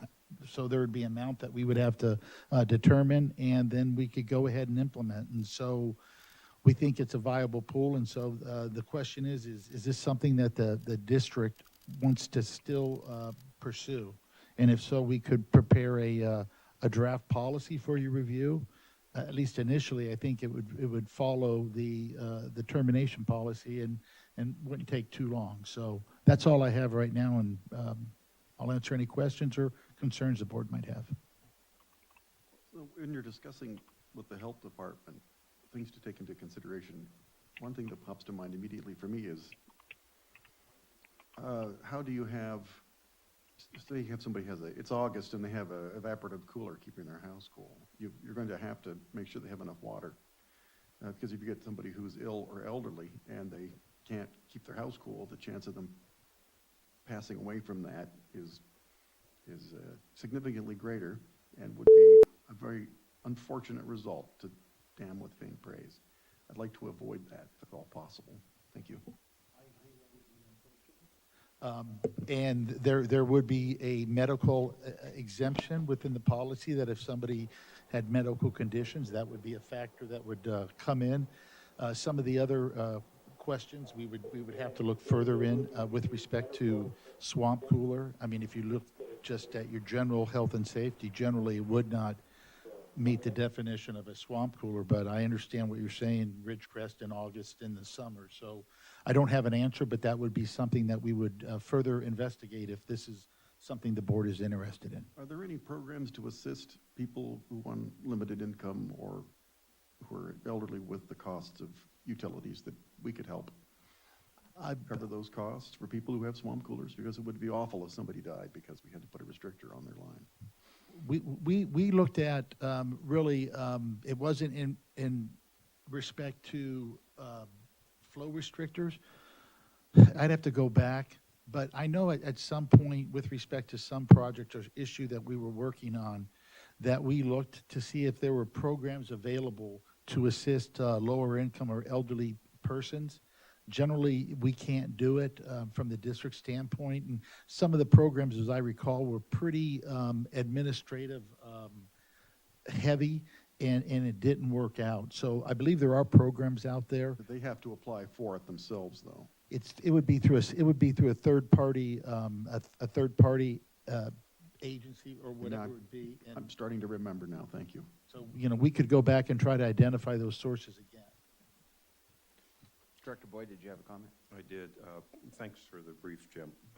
Curious about, when I started into the discussion, I think I understood what we were getting with this flow restrictor approach, and now I'm beginning to wonder what additional, since we have a policy on terminations, I'm trying to decide when we would decide to use flow restrictors and when we would decide to terminate. Obviously, you're behind on your bills. You got our attention. You're not come in and put in a payment plan. Doesn't look like you're intending to put in a payment plan. When would we decide to use flow restrictors in that situation versus just initiating termination? I think that would be a decision for the board. If you wanted to give somebody a little bit of, if you wanted to put a flow restrictor on somebody, put the pressure on them, so to speak, to see if they paid before you took the more drastic step of terminating their water service, that could be a decision that the board makes. Do you want to give them 30, 60 days? I don't know. It would be a board decision, and maybe when we did a draft policy, it may become a little bit more clear. Well, I understand. Kind of a kinder, gentler termination approach, right? I understand that this is very important to the district, and the amount of delinquent accounts does affect our revenue.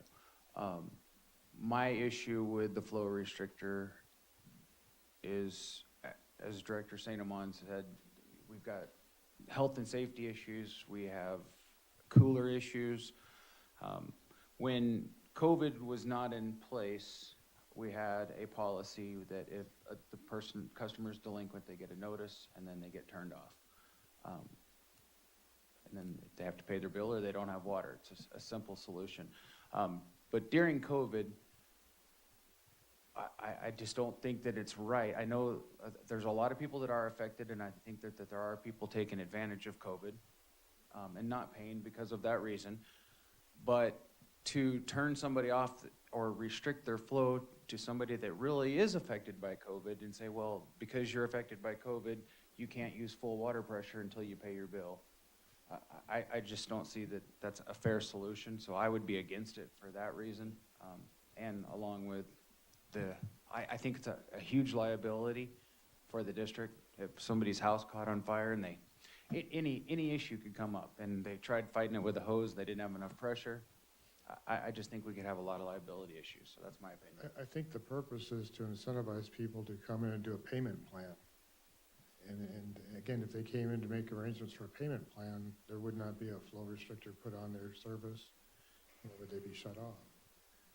So September 31st, is it the, 30th. the September 30th deadline is coming up. I don't expect that. I expect them fully to extend that.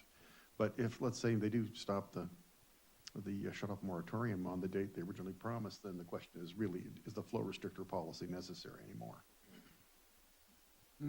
I thought we had agreed previously that it was a tool in our toolbox that we could use or not use. But if you don't have the tool, you can't decide that you want to use it. I agree, nobody wants to shut anybody's water off or restrict their water, but it doesn't hurt to have the tool in the toolbox. And nobody's going to have anything shut off without board approval, I'm assuming. And there are all kinds of safety measures that we will have in place to ensure that nobody with a medical problem would be affected. So I guess I don't see a problem with having that tool. As a tool, I would point out, in doing some of the research on flow restrictors, the reason some of the agencies started using flow restrictors was during the drought.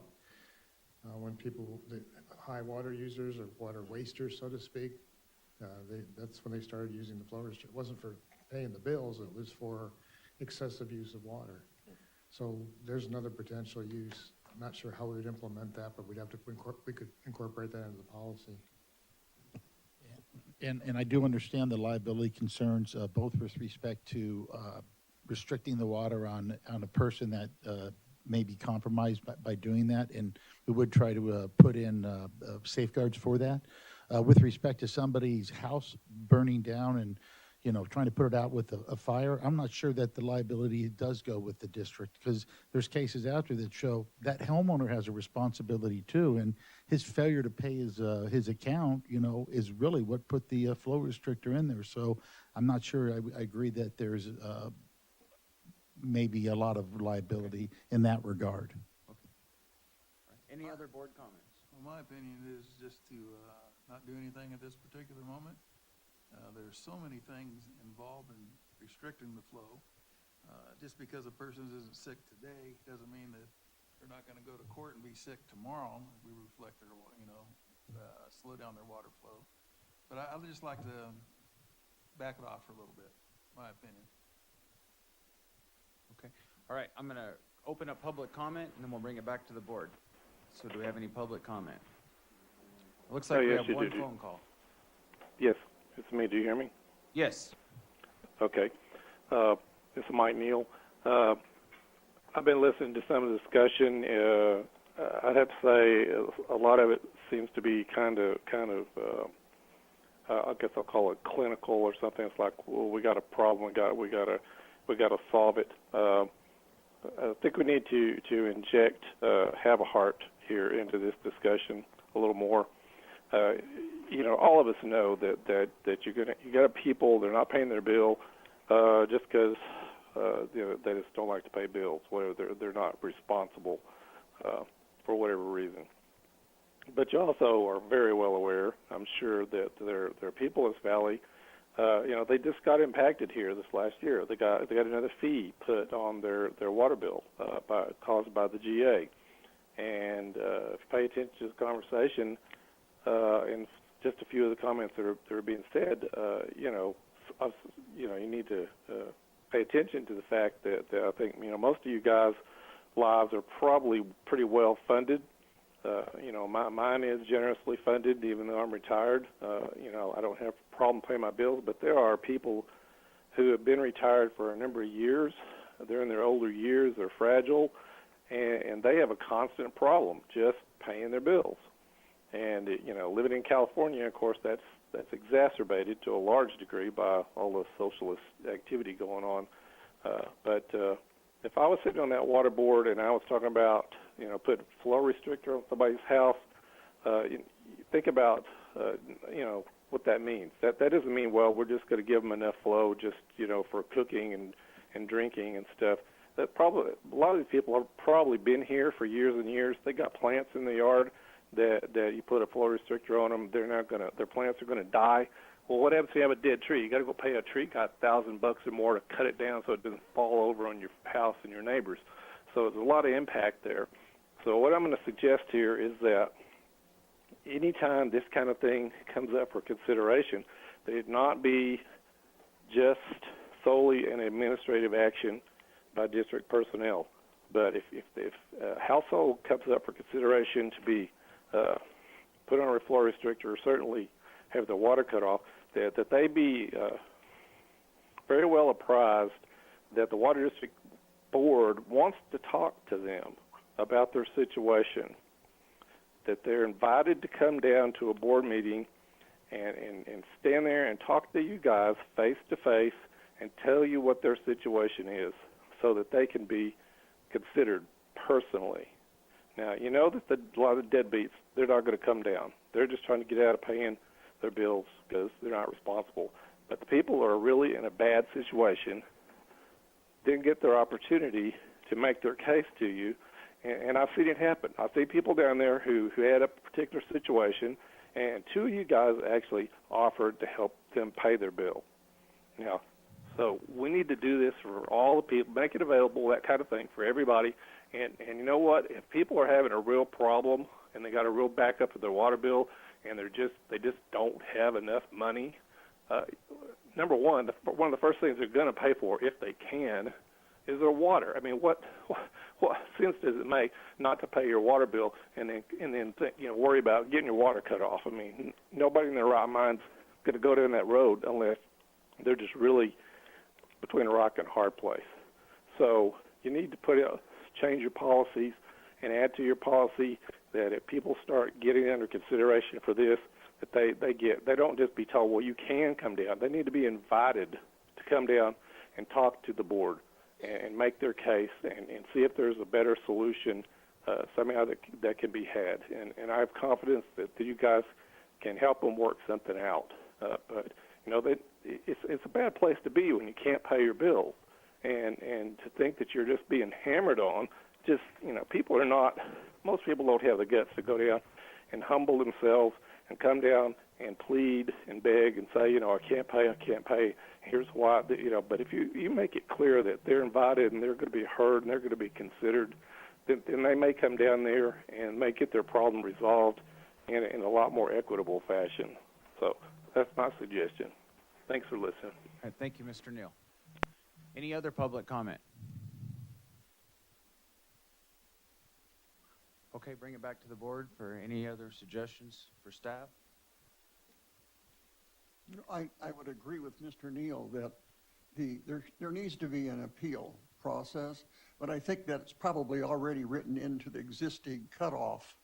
And certainly, we hopefully already have in the cutoff policy that type of process, and we're not going to just arbitrarily allow the staff to go in there and cut anybody's water off or put in a flow restrictor. But I do still think that as a tool in the toolbox, it would be something to encourage the people who have the money that are just not paying to go ahead and pay. Stan, so I can understand where you're coming from, clarify for me, because right now I believe the current policy is not during COVID. In normal times, the staff does have the authority to shut off the water to a customer. Once they hang a notice on the door, they give them 48 hours to pay the bill, and then their water is turned off. That would be what happens in a non-COVID time, is my understanding. They actually get a letter before they even get a notice on the door. Okay, so you get a letter first, and then you get a notice, and then they are turned off. And there is a charge each time that is done to the customer, so it adds an additional charge to their bill. I don't think that it's right for the board to take that away from staff, to say that we want it in the policy. If somebody doesn't pay their bill, you have to come to the board, and then the board approve who gets locked off each week when they do lock-offs. Because I think that would be a nightmare for staff to come in, well, this is the lock-off list for this month, and here's who we're gonna lock off. And then that also puts it on public notice for every person that didn't pay their bill for the month, that who's gonna get presented for lock-off. So I don't think we could do that with privacy policy. But during this time, you know, the COVID issue is what we're really fighting, and that's what concerns me here.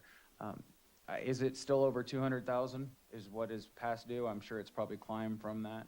It's under that right now. 185, around there. Okay. I would just add to the conversation, the fact that, I mean, as you're talking about, before COVID, there was lockout. So, you know, negating the COVID effect of COVID, when we get back to normal times, if we ever do, to me, this is just adding kind of a lifeline to a little more latitude to the policy. In other words, you're not just giving them notice that you're going to cut them off. You're saying, well, you know, you haven't paid your bill. We'll continue to give you some amount of water and give you a limited amount of time to reconcile your bill, and then shut you off. Again, it's just adding a step, I think, to the termination policy.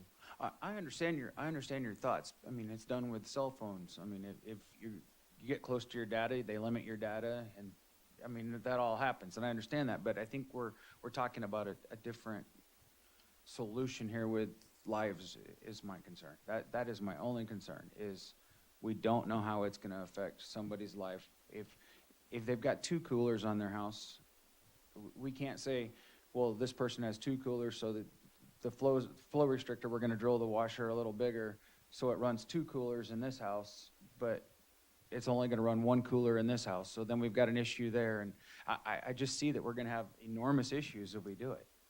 I have a question. How do you determine that when you implement your termination policy? Because you don't go out there looking to see how many swamp coolers you have on there.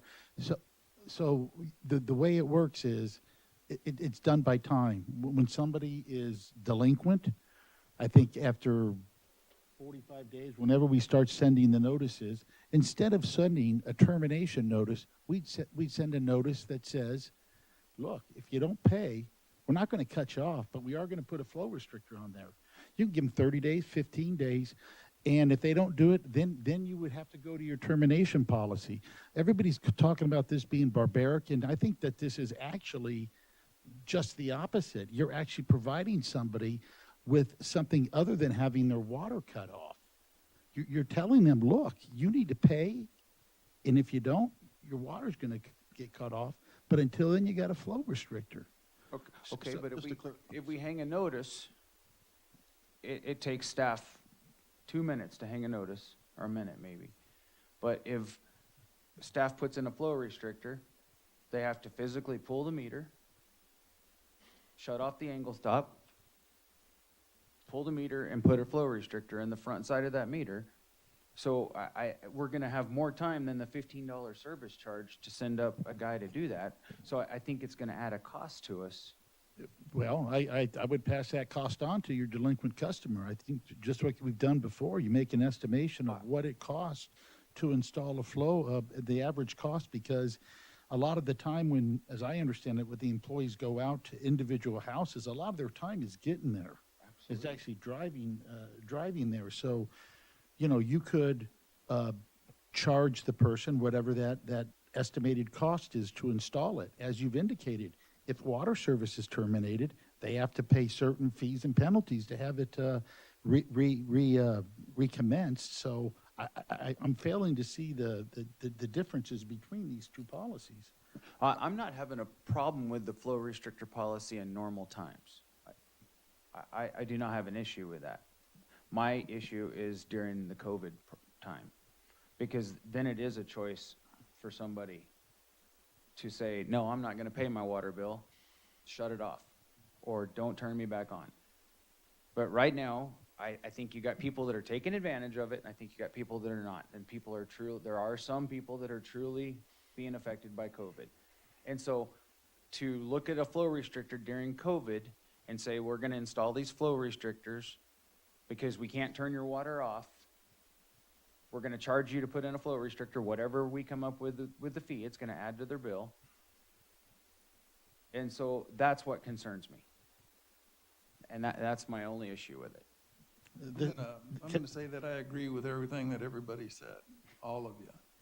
I want to still put it on the back burner. Let's play out how the world's gonna react to all this and see where we're at the end of September before we make a decision. That's fine. If I could put it on the back burner and pick it up again, we've already done the research. We got a good idea of what the policy would look like. So I'm okay. I got plenty of other things to do right now. So if you want to put this on the back burner, please do. My opinion only. Could we clarify, do we really need to remove the meter? I thought it was nothing more than a blank with a hole in You'd it. have to undo the front of the meter where it connects to the angle stop and put the restrictor into it.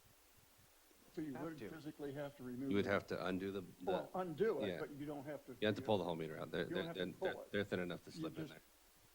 Put a blank with a hole Yeah. in it, screw it back together. Right.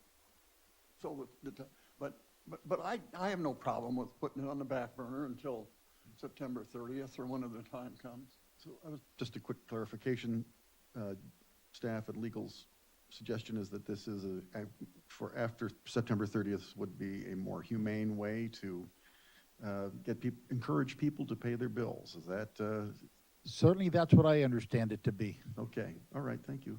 Again, I look at this as like Director Torres, it's a tool in our toolbox. Again, I think it gives us, prior to this, there was no option except shut off.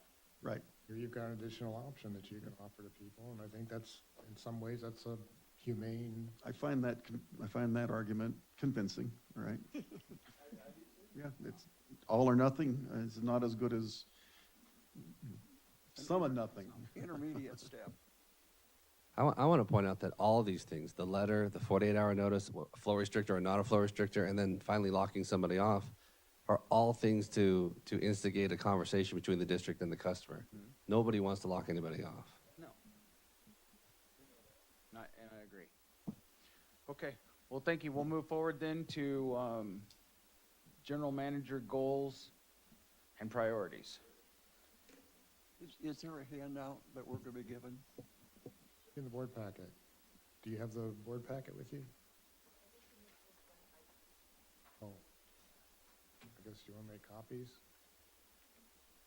Do we need to? We should probably just start the conversation. Oh. Can you read that? I can't even see this. I can read it to you.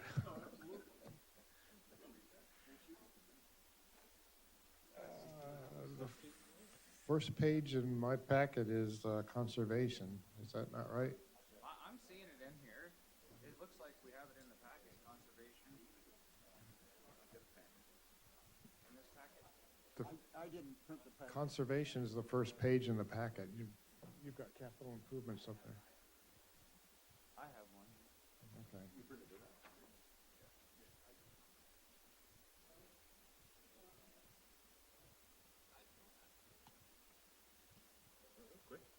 It's not in there? All right. I guess we're done. The first page in the packet is conservation goals, so I'll go through them. Since we don't have them, I'll actually read them to you. Every word. All right. The first one, achieve a cumulative monthly 20% reduction in consumption compared to the baseline year of 2013. We do report that monthly. We haven't reported to the state our results for the month of July yet, but as of June 30th, we're at 22.6% compared to the conservation goal the board adopted in June of 2016 of 20%. So we're exceeding that goal.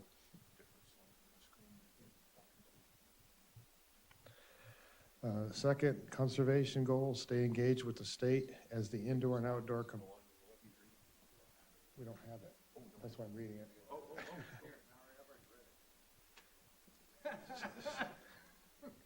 Stay engaged with the state as the indoor and outdoor components of the district's conservation targets are developed. In particular, advocate for a variance to account for evaporative cooler consumption on the indoor component. State released a new plan making water conservation and whale life, implementing Executive Order B3716. New conservation targets resulting from SB 606 and AB 1666 will establish water budgets for local water agencies to be implemented in 2022. Of course, this is something that's been on the agenda, there's a recurring agenda item for the water management. We've been giving updates. A previous report that I've been engaged with the Aqua Water Use Efficiency Working Group meetings. The Outdoor Efficiency Group was meeting regularly until recently. The reason those meetings ended was because the landscape area measurement data, or it's referred to as LAM, that was provided to all the water agencies by DWR was to be reviewed and validated by June 30th. We did contract with the California Data Collaborative for what I feel was a real reasonable amount, about $2,000 for them to go through all that data, scrub it, work with engineering, work with Renee. We were able to come up with some discrepancies or some, as you can imagine, that's a Herculean task to go through the whole state and look at individual parcels and come up with what's adequate irrigation for that parcel. So there were some issues with parcels that were miscategorized, and so those were, I've got it. Those were picked up during the review process. So we sent that data in, and there really hasn't been any communication since in terms of feedback on the data. So consequently, those weekly meetings are no longer taking place until something substantive comes back from the state. With regard to the evaporative cooler consumption, I really haven't gotten any updates on that.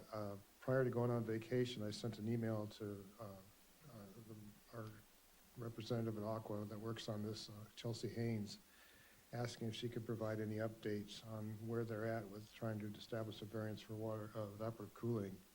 I hadn't heard anything, so again, early this morning, I sent that email to her once again, trying to see if I can get an update. Probably didn't expect it for this meeting, but at least by the Monday board meeting. So hopefully she'll respond and I can give you an update at that time. Explore opportunities for additional grant funding available to support effective conservation programs such as smart timers, evaporative cooler replacements, etc. We do get mailings from the state and from other agencies on potential grant opportunities. We haven't found anything that's appropriate to date, but we do get those mailings, and we do, if there's an opportunity, we'll certainly look into it. But nothing on that one at this point in time. Next page I have is capital improvements, which you have up on the screen. And Renee, you want to handle that one? Not that you can read the screen, but. Okay, number one on there is the water supply improvement project, of which well 35 is the last project on that plan.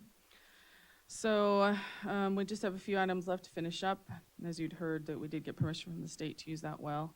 And I believe as of yesterday, Jason, is that right? You guys started using 35? Yesterday afternoon. Yeah. So we expect by next month, when I did this, I thought it would be August, but I think it'll go to the board for acceptance in September. there's a couple things we've had a little delay on getting done, but minor things, but still needs to be done. It's on the punch list. Construction contracts for mainline construction projects identified in the budgets and the general plan. We've had to push a lot of things out on our CIP budget, and of course, the general plan, we're still in the process of finishing that up. We just got an update on that. Nevertheless, we do have several 4-inch water mains that our maintenance crew has been working on replacing when they get a chance, usually in the winter months. And so the next one will be, next two we're planning for this next winter will be on Gold Canyon and Karen. Bulk water station, so for ADA compliance, we did agree to do the modification and to move it over. The grading and the concrete work and stuff like that has been done, the conduit's in. So right now, it's just a matter of staff scheduling to continue with that work, which will probably also be done in the winter when time allows. Post-earthquake, the last one that we're going to be reimbursed for by Cal OES is the new roof and the seismic upgrades at the C-Zone Booster Building. We have just one item left to finish that, and I expect that to go before the board next month. That just had to do with getting the upduct framed out properly. And then other things like the 2 damaged tanks are obviously going to be part of our new tanks project that's part of our general plan. So, well, not part of our general plan, it's part of our project that's in it's in the plans right now. We've looked at 50% plans for all the new tanks, and we're expecting 95% plans here early in September to review. We need to get that awarded, out to bid and awarded by the end of December. So, and then we also have the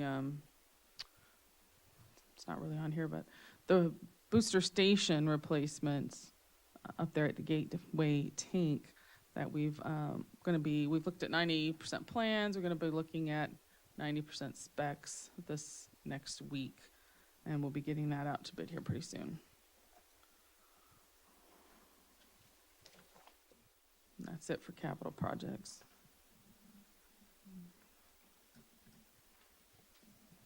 Thank you, Renee. Finance?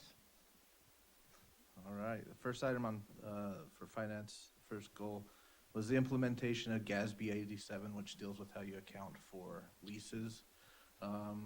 Due to a number of reasons, most notably the coronavirus, the GASB board delayed implementation, so it'll be implemented at the end of this fiscal year instead.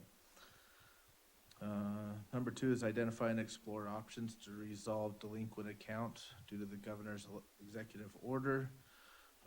Currently, staff has provided information on the State County CARES Tenant Assistance Program. The executive order ends September 30th, and customers that are affected have been notified by letter both that the moratorium is ending and that there is the tenant assistance program available. We sent it out to everyone that would have been subject to lock off. We haven't heard anything from anyone yet, unfortunately.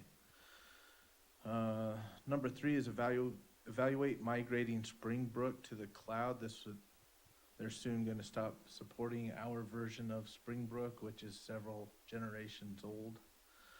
So we're looking at moving to the cloud. We have been talking with Springbrook. They've been evaluating. We have several custom applications and whatnot. So we're looking at how we can move over and use their native applications instead of our custom ones. And they won't give us a cost till we're done with that. So we're working on that right now. Develop the unclaimed check policy. This one we've had ready for a while. Now that Jim's not working on the flow reducers, he probably has time for this, so I can send it over.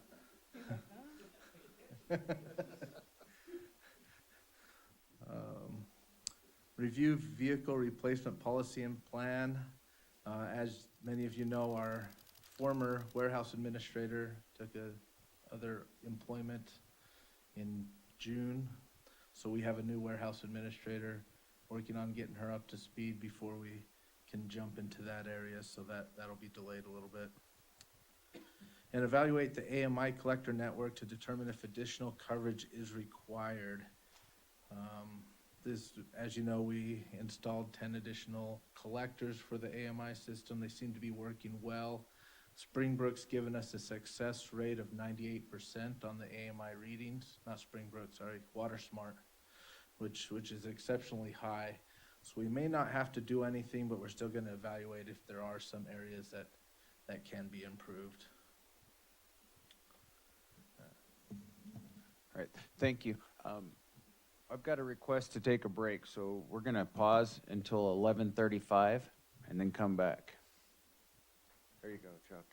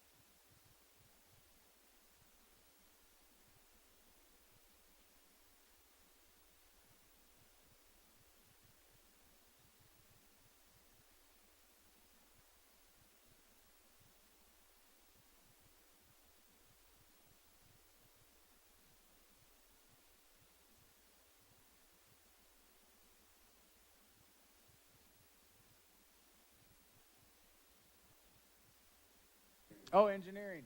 Okay. You can skip me if you want, Sorry. that's all right. All right. First one is a continuing item, and that is for our asphalt patching. We put out a new list to OnStot, and they were supposed to get started this week on the new list, so. Plenty of work in that area to do. Number 2, the land endowment, that was for property that the district purchased out in the Garlock area. They gave me, Fish and Wildlife gave me a runaround for quite a while on how to go about establishing, they wanted us to establish a land bank, and then they decided, no, you don't have to establish a land bank, and so I want to get back to working on this. It's just been, with lack of staff, it's been difficult. It was me for a while. That was the whole department. So now with Justin and I, and training Justin and getting him up to speed, and there's still a lot that he needs to be trained on too. So we're doing our best. I should be getting back to that so I can submit a proposal to him. The general plan, you just got an update on that. Our risk and resilience assessment, this is an EPA requirement, risk and resilience, and then also an emergency response plan. So the risk and resiliency assessment that was due June 30th, that was completed. And so the second half of that is the emergency response plan that's supposed to address the items that were identified in the risk and resiliency assessment. That's due December 31st. Mainline extension procedures, issue some permits, etc. The tracking system, permit system we are using for our projects, as I use them, I realize that I need to make some modifications and more information still needs to be put on those forms that we've been using. But I haven't gotten around to writing up a set of guidelines yet for developers. I still need to do that in my spare time. And that's all I have unless you have any questions.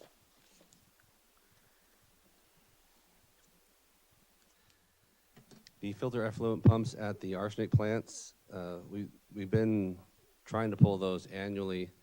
We're probably not going to do that this year due to the cost of doing so. And we haven't really been running the plants with the SCADA upgrade and trying to scale back running them. So the last time we did pull them, we noticed that the stainless steel pumps were doing much better than the Scotch coat. So if you recall, they're all replaced with stainless steel now. Number 2 is the SCADA upgrade, and I'm going to tie that in with number 3, which is the security hardware. They go hand in hand. We just got done installing the last of the components at Plant 1 and are currently testing the software on that. Once that's done, the entire system will be converted over to the new Allen Bradley SCADA software. So I'm hoping, not by Monday, but by the next board meeting, we'll have a demonstration of the software that you can see. Rebuild or replace the chemical pumps at arsenic plants.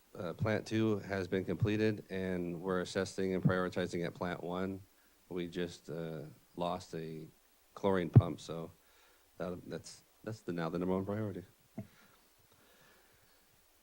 Number 5, install automatic control valves for wells 33, 18, 30, and 31. We reviewed and all the plans from Krieger and Stewart's office.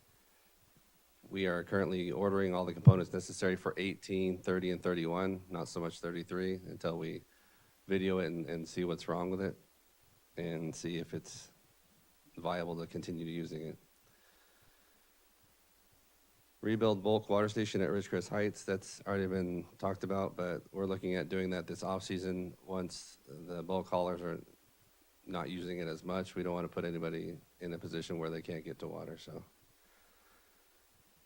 Rebuild Bowman PRV for everyday use. That kind of goes along with what Chuck was talking about earlier in the fact that we use B zone to supplement A zone. We're going to be upgrading that Bowman PRV to have better control there so we can see exactly how much water is flowing through that PRV and control that level. Media loss in the arsenic plants. This has been going on for a few years, and we have a preliminary quote from PureFlow for reinstalling a different under drain. I guess installing a different under drain. And one that's a stainless steel that would be less likely to have the media pass through it. I've reached out to them for a revised quote for this coming up off season to redo the under drain, whatever support media they need to install, and we're going to be looking to do that at one of the arsenic plants and see how it goes. Clay valve preventative maintenance program, that's just an annual placeholder that every off season we break them down and take them apart and make sure they're operating correctly. And then finally, the emergency intertie with the Navy in Searles Valley. We were able to perform the intertie with Searles Valley this year, and that went well. We're still able to give them water without a problem. However, the Navy intertie did not function. They had a clay valve on their side that wasn't operational, and so we had to cancel that until next year. Yeah.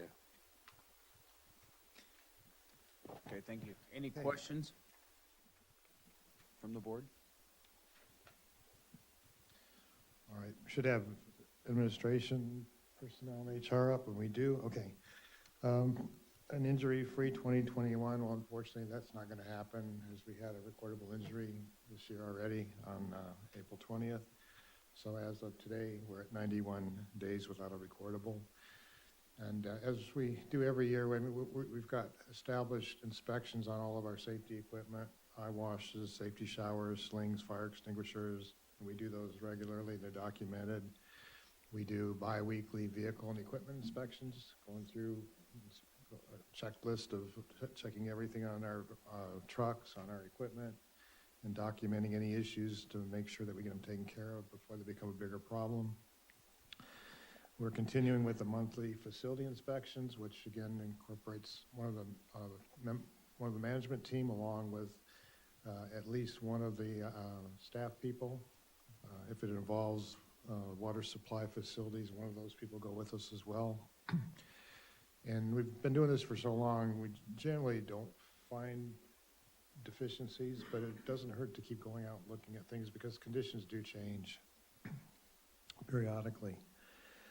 We do have target solutions available to all employees for safety, numerous safety topics for them to do online.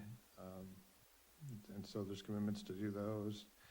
One thing which we haven't done in a while, which we need to do, is resurrect the tabletop exercises for different scenarios. We've done earthquakes, fires, things like that. We haven't done one for a while, so I think we need to look at resuming that sometime this year.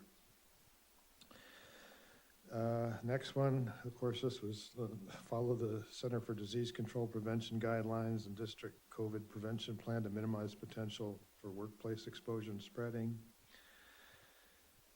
We did finally open the office. You may recall, we shut down the office 3 separate times during this pandemic. The first time was obviously probably the most difficult. We had to send people to work from home for 3 or 4 months. I think it was just myself and one customer service representative in the office. We had to pair people up in the field to minimize contact if someone were to come down with COVID symptoms, so that they wouldn't spread it among more of the group. We did temperature checks up until we finally opened the office this last time. We were daily checking all employees' temperatures when they came on to report for work. We do, if you've come in the front, we still have face coverings that we offer customers that come in. There's hand sanitizer out there. And especially more recently with this Delta variant, I'm seeing more and more people coming in with face masks on into the office. So, and still a few that don't come in, they may put one on that's made available to them. It's certainly been a challenge dealing with coronavirus this last year and a half, and what were the proper steps to take. But again, we're relying on information put out by the CDC, by the state, and just try to make the best decisions we could. I think in the end, if you look at the results, we had a few people that had to quarantine, but in the end, I think we made pretty much the right decisions because we were able to keep staff at work and for the most part, and service our customers, so. Of course, this is, as you know, it's ever evolving, and there's now talk of possibly another variant, a Lambda variant. Who knows what effect that's gonna have. Delta Plus. Yeah, well, I heard it called Lambda, but anyway. I don't think we're quite out of the woods yet with this virus, so we'll keep track of what's going on and act accordingly. Build relationships with stakeholders at all levels. I do have a formal meeting every other month with the city manager, but we meet, if he needs to call me or we need to get together, we do that. But we do have a formally scheduled, and in fact, next Thursday is our next scheduled one. Personally, I continue to serve on the executive board for Ridge Regional Hospital. I've served as treasurer for the past, 3-4 years. I've been on the board for, I think, 11 years now. Also, I'm on the board for the IWV Economic Development Corporation. I attend those functions as well. Continued engagement and participation in the IWVGA.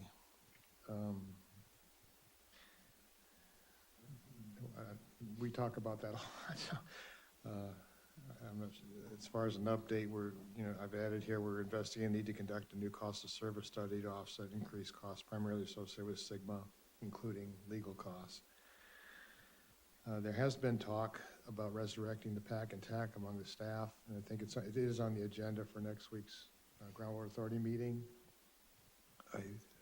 Based on discussions and staff calls, there's likely more of a need for TAC input. And the discussions that took place yesterday in the staff call were, for one issue is the TAC isn't what it used to be, putting it bluntly. With Mojave Pistachios not paying the fee, their member has been disinvited. There's talk about the representative from Meadowbrook maybe not being as involved, since there's been some agreements between the GA and Meadowbrook. Meadowbrook may not be willing to pay for that person to be on the TAC. Another member has some health issues.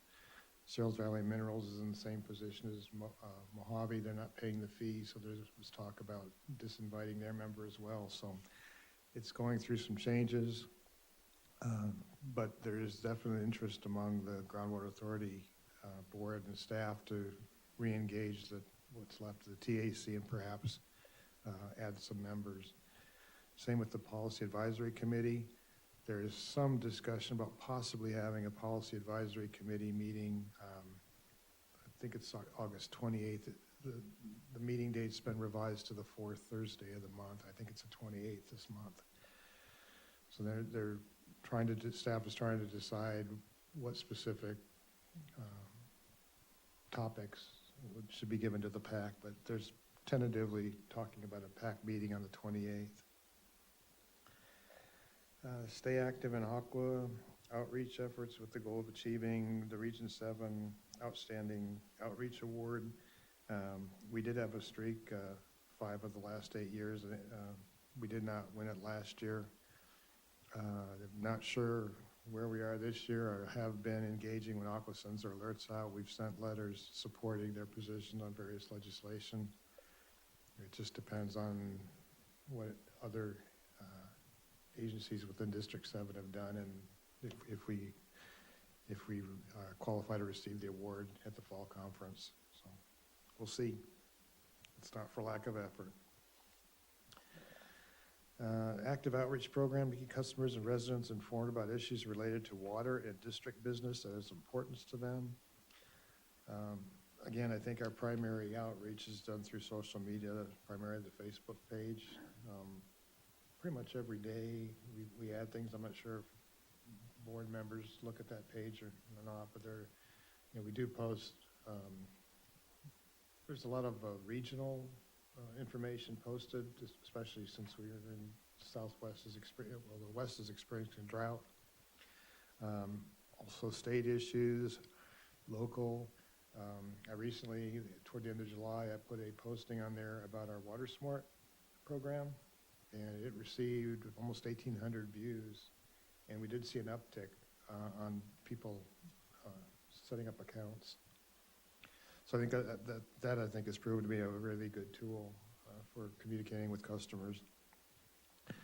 The Petrogo Festival, we've always participated. Last year, of course, they couldn't hold it because of COVID. They are going to hold it in November this year, and we will be a presence there. That's always proven to be a very good outreach opportunity, not only for local residents, but that event draws in visitors from all over the area. And I know I've been out there with Lauren in the past, and we get people not even from this area stopping by and asking questions about water and water issues. So it's an excellent opportunity to communicate with people and engage them in discussions about water issues. The Home and Leisure Show, of course, was canceled again this year. That's usually in February, I think it is. Is that right? March? Okay. So hopefully that'll be able to be held again in 2022. We've always participated that way as well. Assess current staffing and responsibilities to ensure effectiveness of the organization. The critical functions of the district have trained effective backups. We did establish, and the board approved, new maintenance, MRC tech and water supply positions in 2020. We did restructure the field services group. The new MRC tech positions, one of the requirements was to be able to weld. We had a deficiency in welding skills, and so that's now a requirement to hold that job, so let's address that issue. We did start some cross-training when our previous IT person went off on due to injury. We did start some cross-training on IT, but we've had some personnel changes since then. We do have a new IT SCADA administrator, and he's here with us, hiding behind the mission control center there. I'd like to point out that our cross-training on the previous IT person was so successful, he took an IT job on base. So That's correct, yes, good point. That happens. Well, as he said when he hired on, that was his goal, to get a position like that, so. Anyway, I think we're in good, capable hands right now with our new IT SCADA administrator. We've seen a lot of improvements already, and I'm expecting we'll see more. Right, Chris? Okay.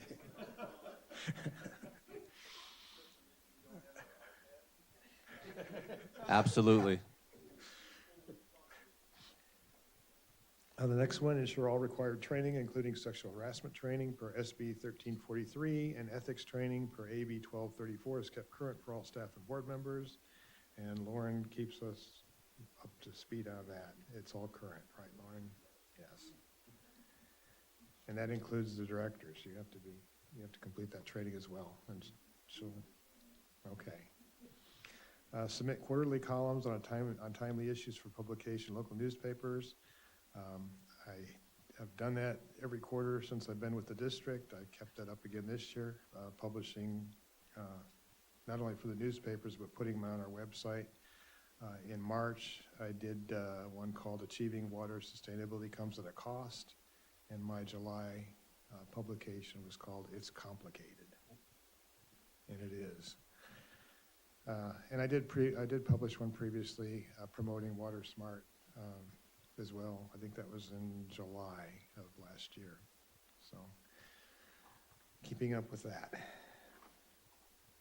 Next one should be long-term planning goals. Brackish Water Study. We are starting to wrap that up. As I've been reporting in the weekly updates on Monday, the aquifer test used one of the wells owned by Mojave Pistachios that's been completed.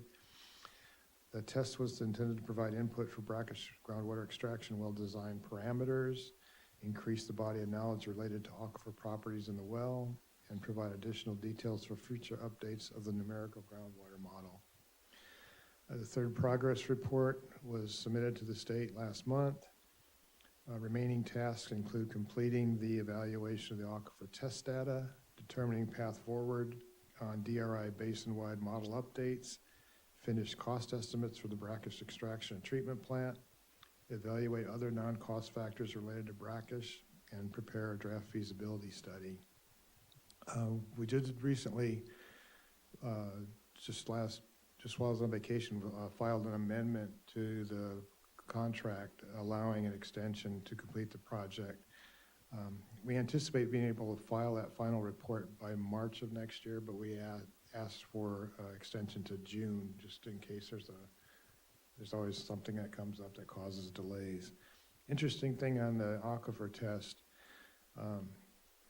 there was some behavior in the wells that was kind of unaccounted for, and further looking at it a little closer, you've read about the marijuana farms that have been shut down and were pumping water. Well, apparently their pumping was having some effect on the aquifer test, and at the time the test was conducted, it was questionable what was happening. They're seeing some results that were questionable because we knew which wells were out there pumping, and had some control of just shutting them off, turning them on, and yet you'd see some kind of anomalous behaviors of the wells, and as it turns out, it's probably attributed to the wells that we didn't know about from the marijuana farms. So it's being looked at a little closer and trying to interpret that data and see really what happened. The basin groundwater storage study, we did execute the agreement on the 30th of June, and that's expected to take 4 to 5 months to complete.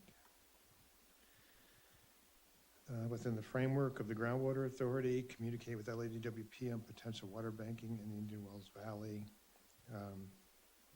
There has really been nothing done on that since the last meeting, which was in June of 2019.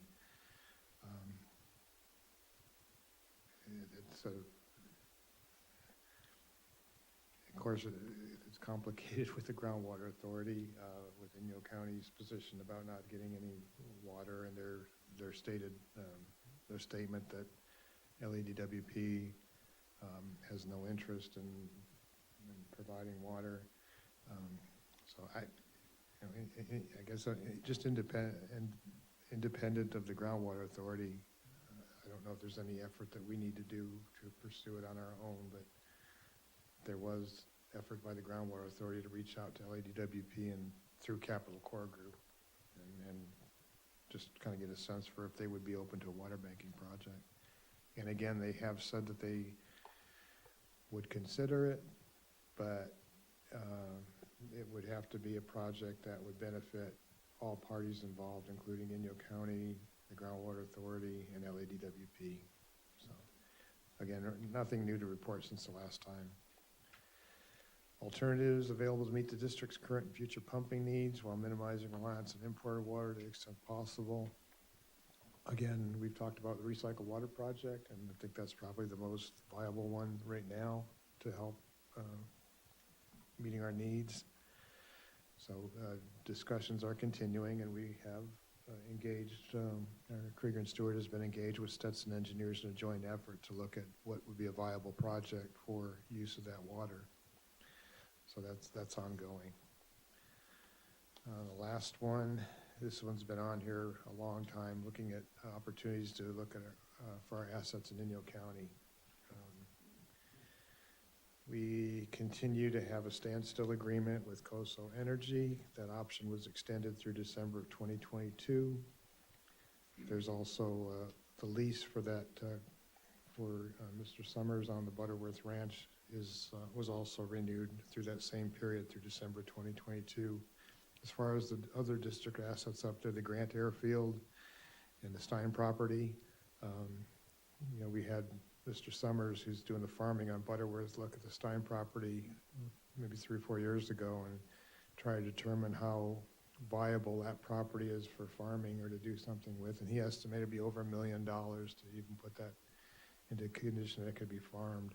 So I think the only opportunities, I think, for both Grant Airfield and Stein could be something in the realm of solar.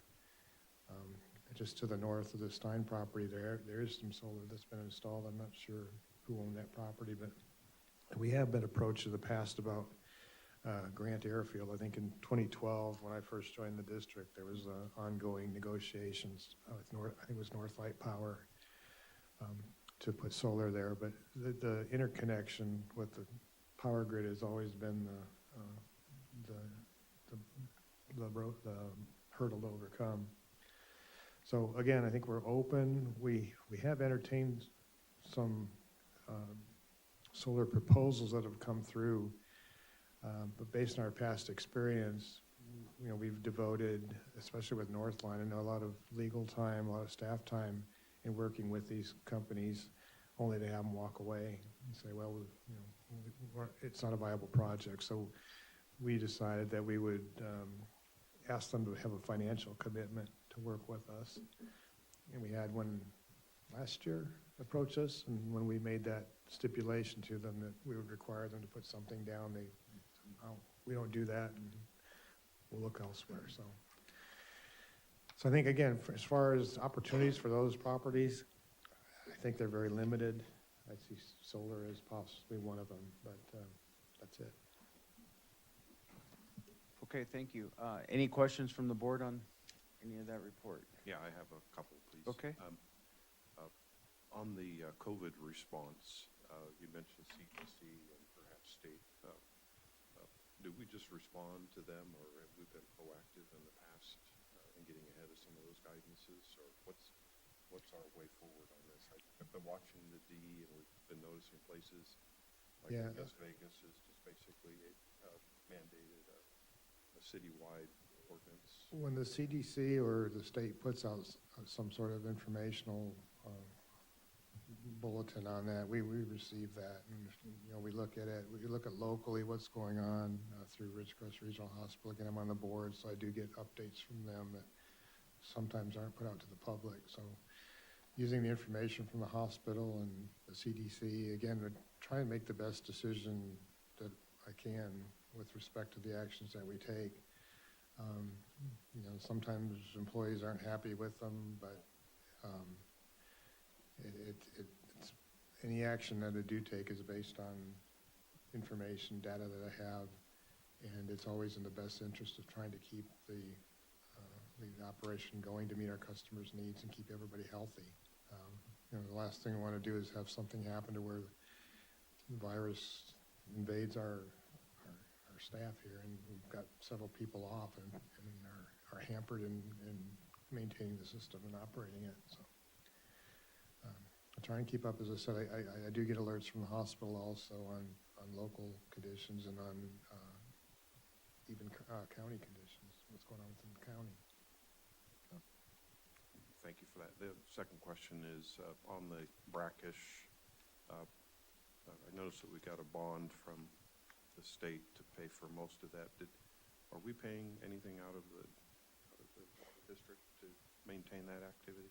The original Brackish group was put together, and each contributed funds towards seed money, if you will, for the Brackish project, which allowed us to apply for the grant. The water district, Coastal Energy, and Mojave Pistachios each contributed $100,000 for a total of $300,000. Searles Valley Minerals contributed $70,000. So we had $370,000 in seed money, which we've used as matching funds along with in-kind services to qualify for that grant. Thank you. I have just one comment. I didn't hear a lot of discussion regarding well 33, and I just want to make sure that we emphasize some additional effort regarding figuring out what we have to do to get well 33 back up and running or decommissioned, whichever the appropriate plan is. Well 33 is on the agenda for Monday's board meeting, so we'll give you an update at that point in time. I can tell you, right now we're still getting quotes for services to pull a pump and video log it, but we'll have more to report Monday night. It is on the agenda. Okay, no more questions for that then. We'll move on to Item C, Board of Director Goals and Priorities. So if any director has a goal or anything they'd like to go over? Okay. I have two things I'd like to mention. I would like to see the water district move out smartly regarding augmented water. We're involved in the wastewater, and that's good. And I think we can get agreement perhaps on a technical plan. But if we can't get agreement on a business plan, working with a GA, that doesn't do us a lot of good. I think in terms of exploration, it doesn't have to be the El Paso area. I don't care where we do something. My feeling is that the GA is currently so focused on imported water. And the fact is, quite frankly, they don't have money to do anything else. As far as I know, in any of their budgets or funds, there is no money to do anything else. So if it's going to be done, it's going to be done by us. And I don't necessarily have a preference. I think El Paso is certainly something that we need to prioritize, but it isn't obviously the only thing. What I don't want to do is just assume that the GA is going to do something, because I don't see it happening. So I'd like to see that happen. Us actually take a leadership role in the augmented water area. The second thing, and Don sort of alluded to, is the PAC and the TAC. I don't think we've had a PAC or a TAC meeting for probably, 16, 18 months. I also think that the idea that we should throw people off the PAC or the TAC because they don't pay their fees is counter to any type of outreach that we could possibly want, because people don't agree with the GA doesn't mean that their opinion doesn't count or shouldn't count. We should be pulling everybody together, trying to get everybody's opinion. And I think at the last GA meeting, we were told that we would have a TAC meeting and a PAC meeting within the next 2 to 4 weeks, and now it looks like it's going to be at the end of August, which is outside of that time frame. So we do need to re-energize that group, and we need input. We really do. And going about it by kicking people off any committee is not the way to do it. I think we need to get more people involved. So that's going to be one of the things I'm going to try to push. I think at our last GA meeting, we said we were going to have a item on the agenda dealing with how we actually select the topics to be discussed by the policy advisory group. My feeling is that it shouldn't require a congressional approval to get any topic before the PAC. So in any event, I will be pushing on that. Thank you, Stan.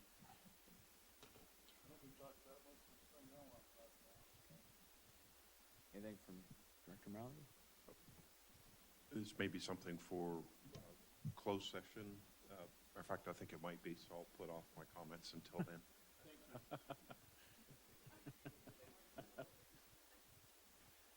Okay. Director St. Amant, any comments or goals? Okay. I do have a couple of them. Public awareness. So it's come to my attention that there are a number of people in the valley who are not certain as to the relationship of the water district to the city of Ridgecrest and to the county of Kern. And all of us need to be sure that people understand that the water district is a California independent special district that includes customers both in the city and in the county, and it spans 2 counties. So it is not, it is independent of both Kern and San Bernardino counties and the city of Ridgecrest. And the more people who understand that, I think the better it will be for the water district as we try to move forward with all of the issues that we're facing right now. I support continuing to work with the city and the GA for the recycled water program. We need to be in direct communications and try to establish some personal relationships that will help move that forward. And I look forward to the day that we can actually get started on that. But there are a few issues that the water district has that we have to have addressed first before we can be fully committed to that project. And I think that that's all the comments I have for now. Okay, thank you. I only have one, and that's that I want to make sure that this upcoming year, next 6 months, that we're very transparent. I want to make sure that everything that we do is out there for the public to see. And I think we're doing a good job of that. And I just want to appreciate everybody for your time today for what you've done today and the meeting that we've had. So we'll move on to item D, prioritize projects and goals, develop action plans, which I believe we already really did. But if anybody has a comment on that, I think we went through that pretty well throughout the meeting. I think we are too. Okay, item E, review any outstanding issues. Does anybody have any issues that are outstanding? Okay, seeing none there, we will actually go ahead and adjourn this meeting at 12:11 and go to closed session at 12:20.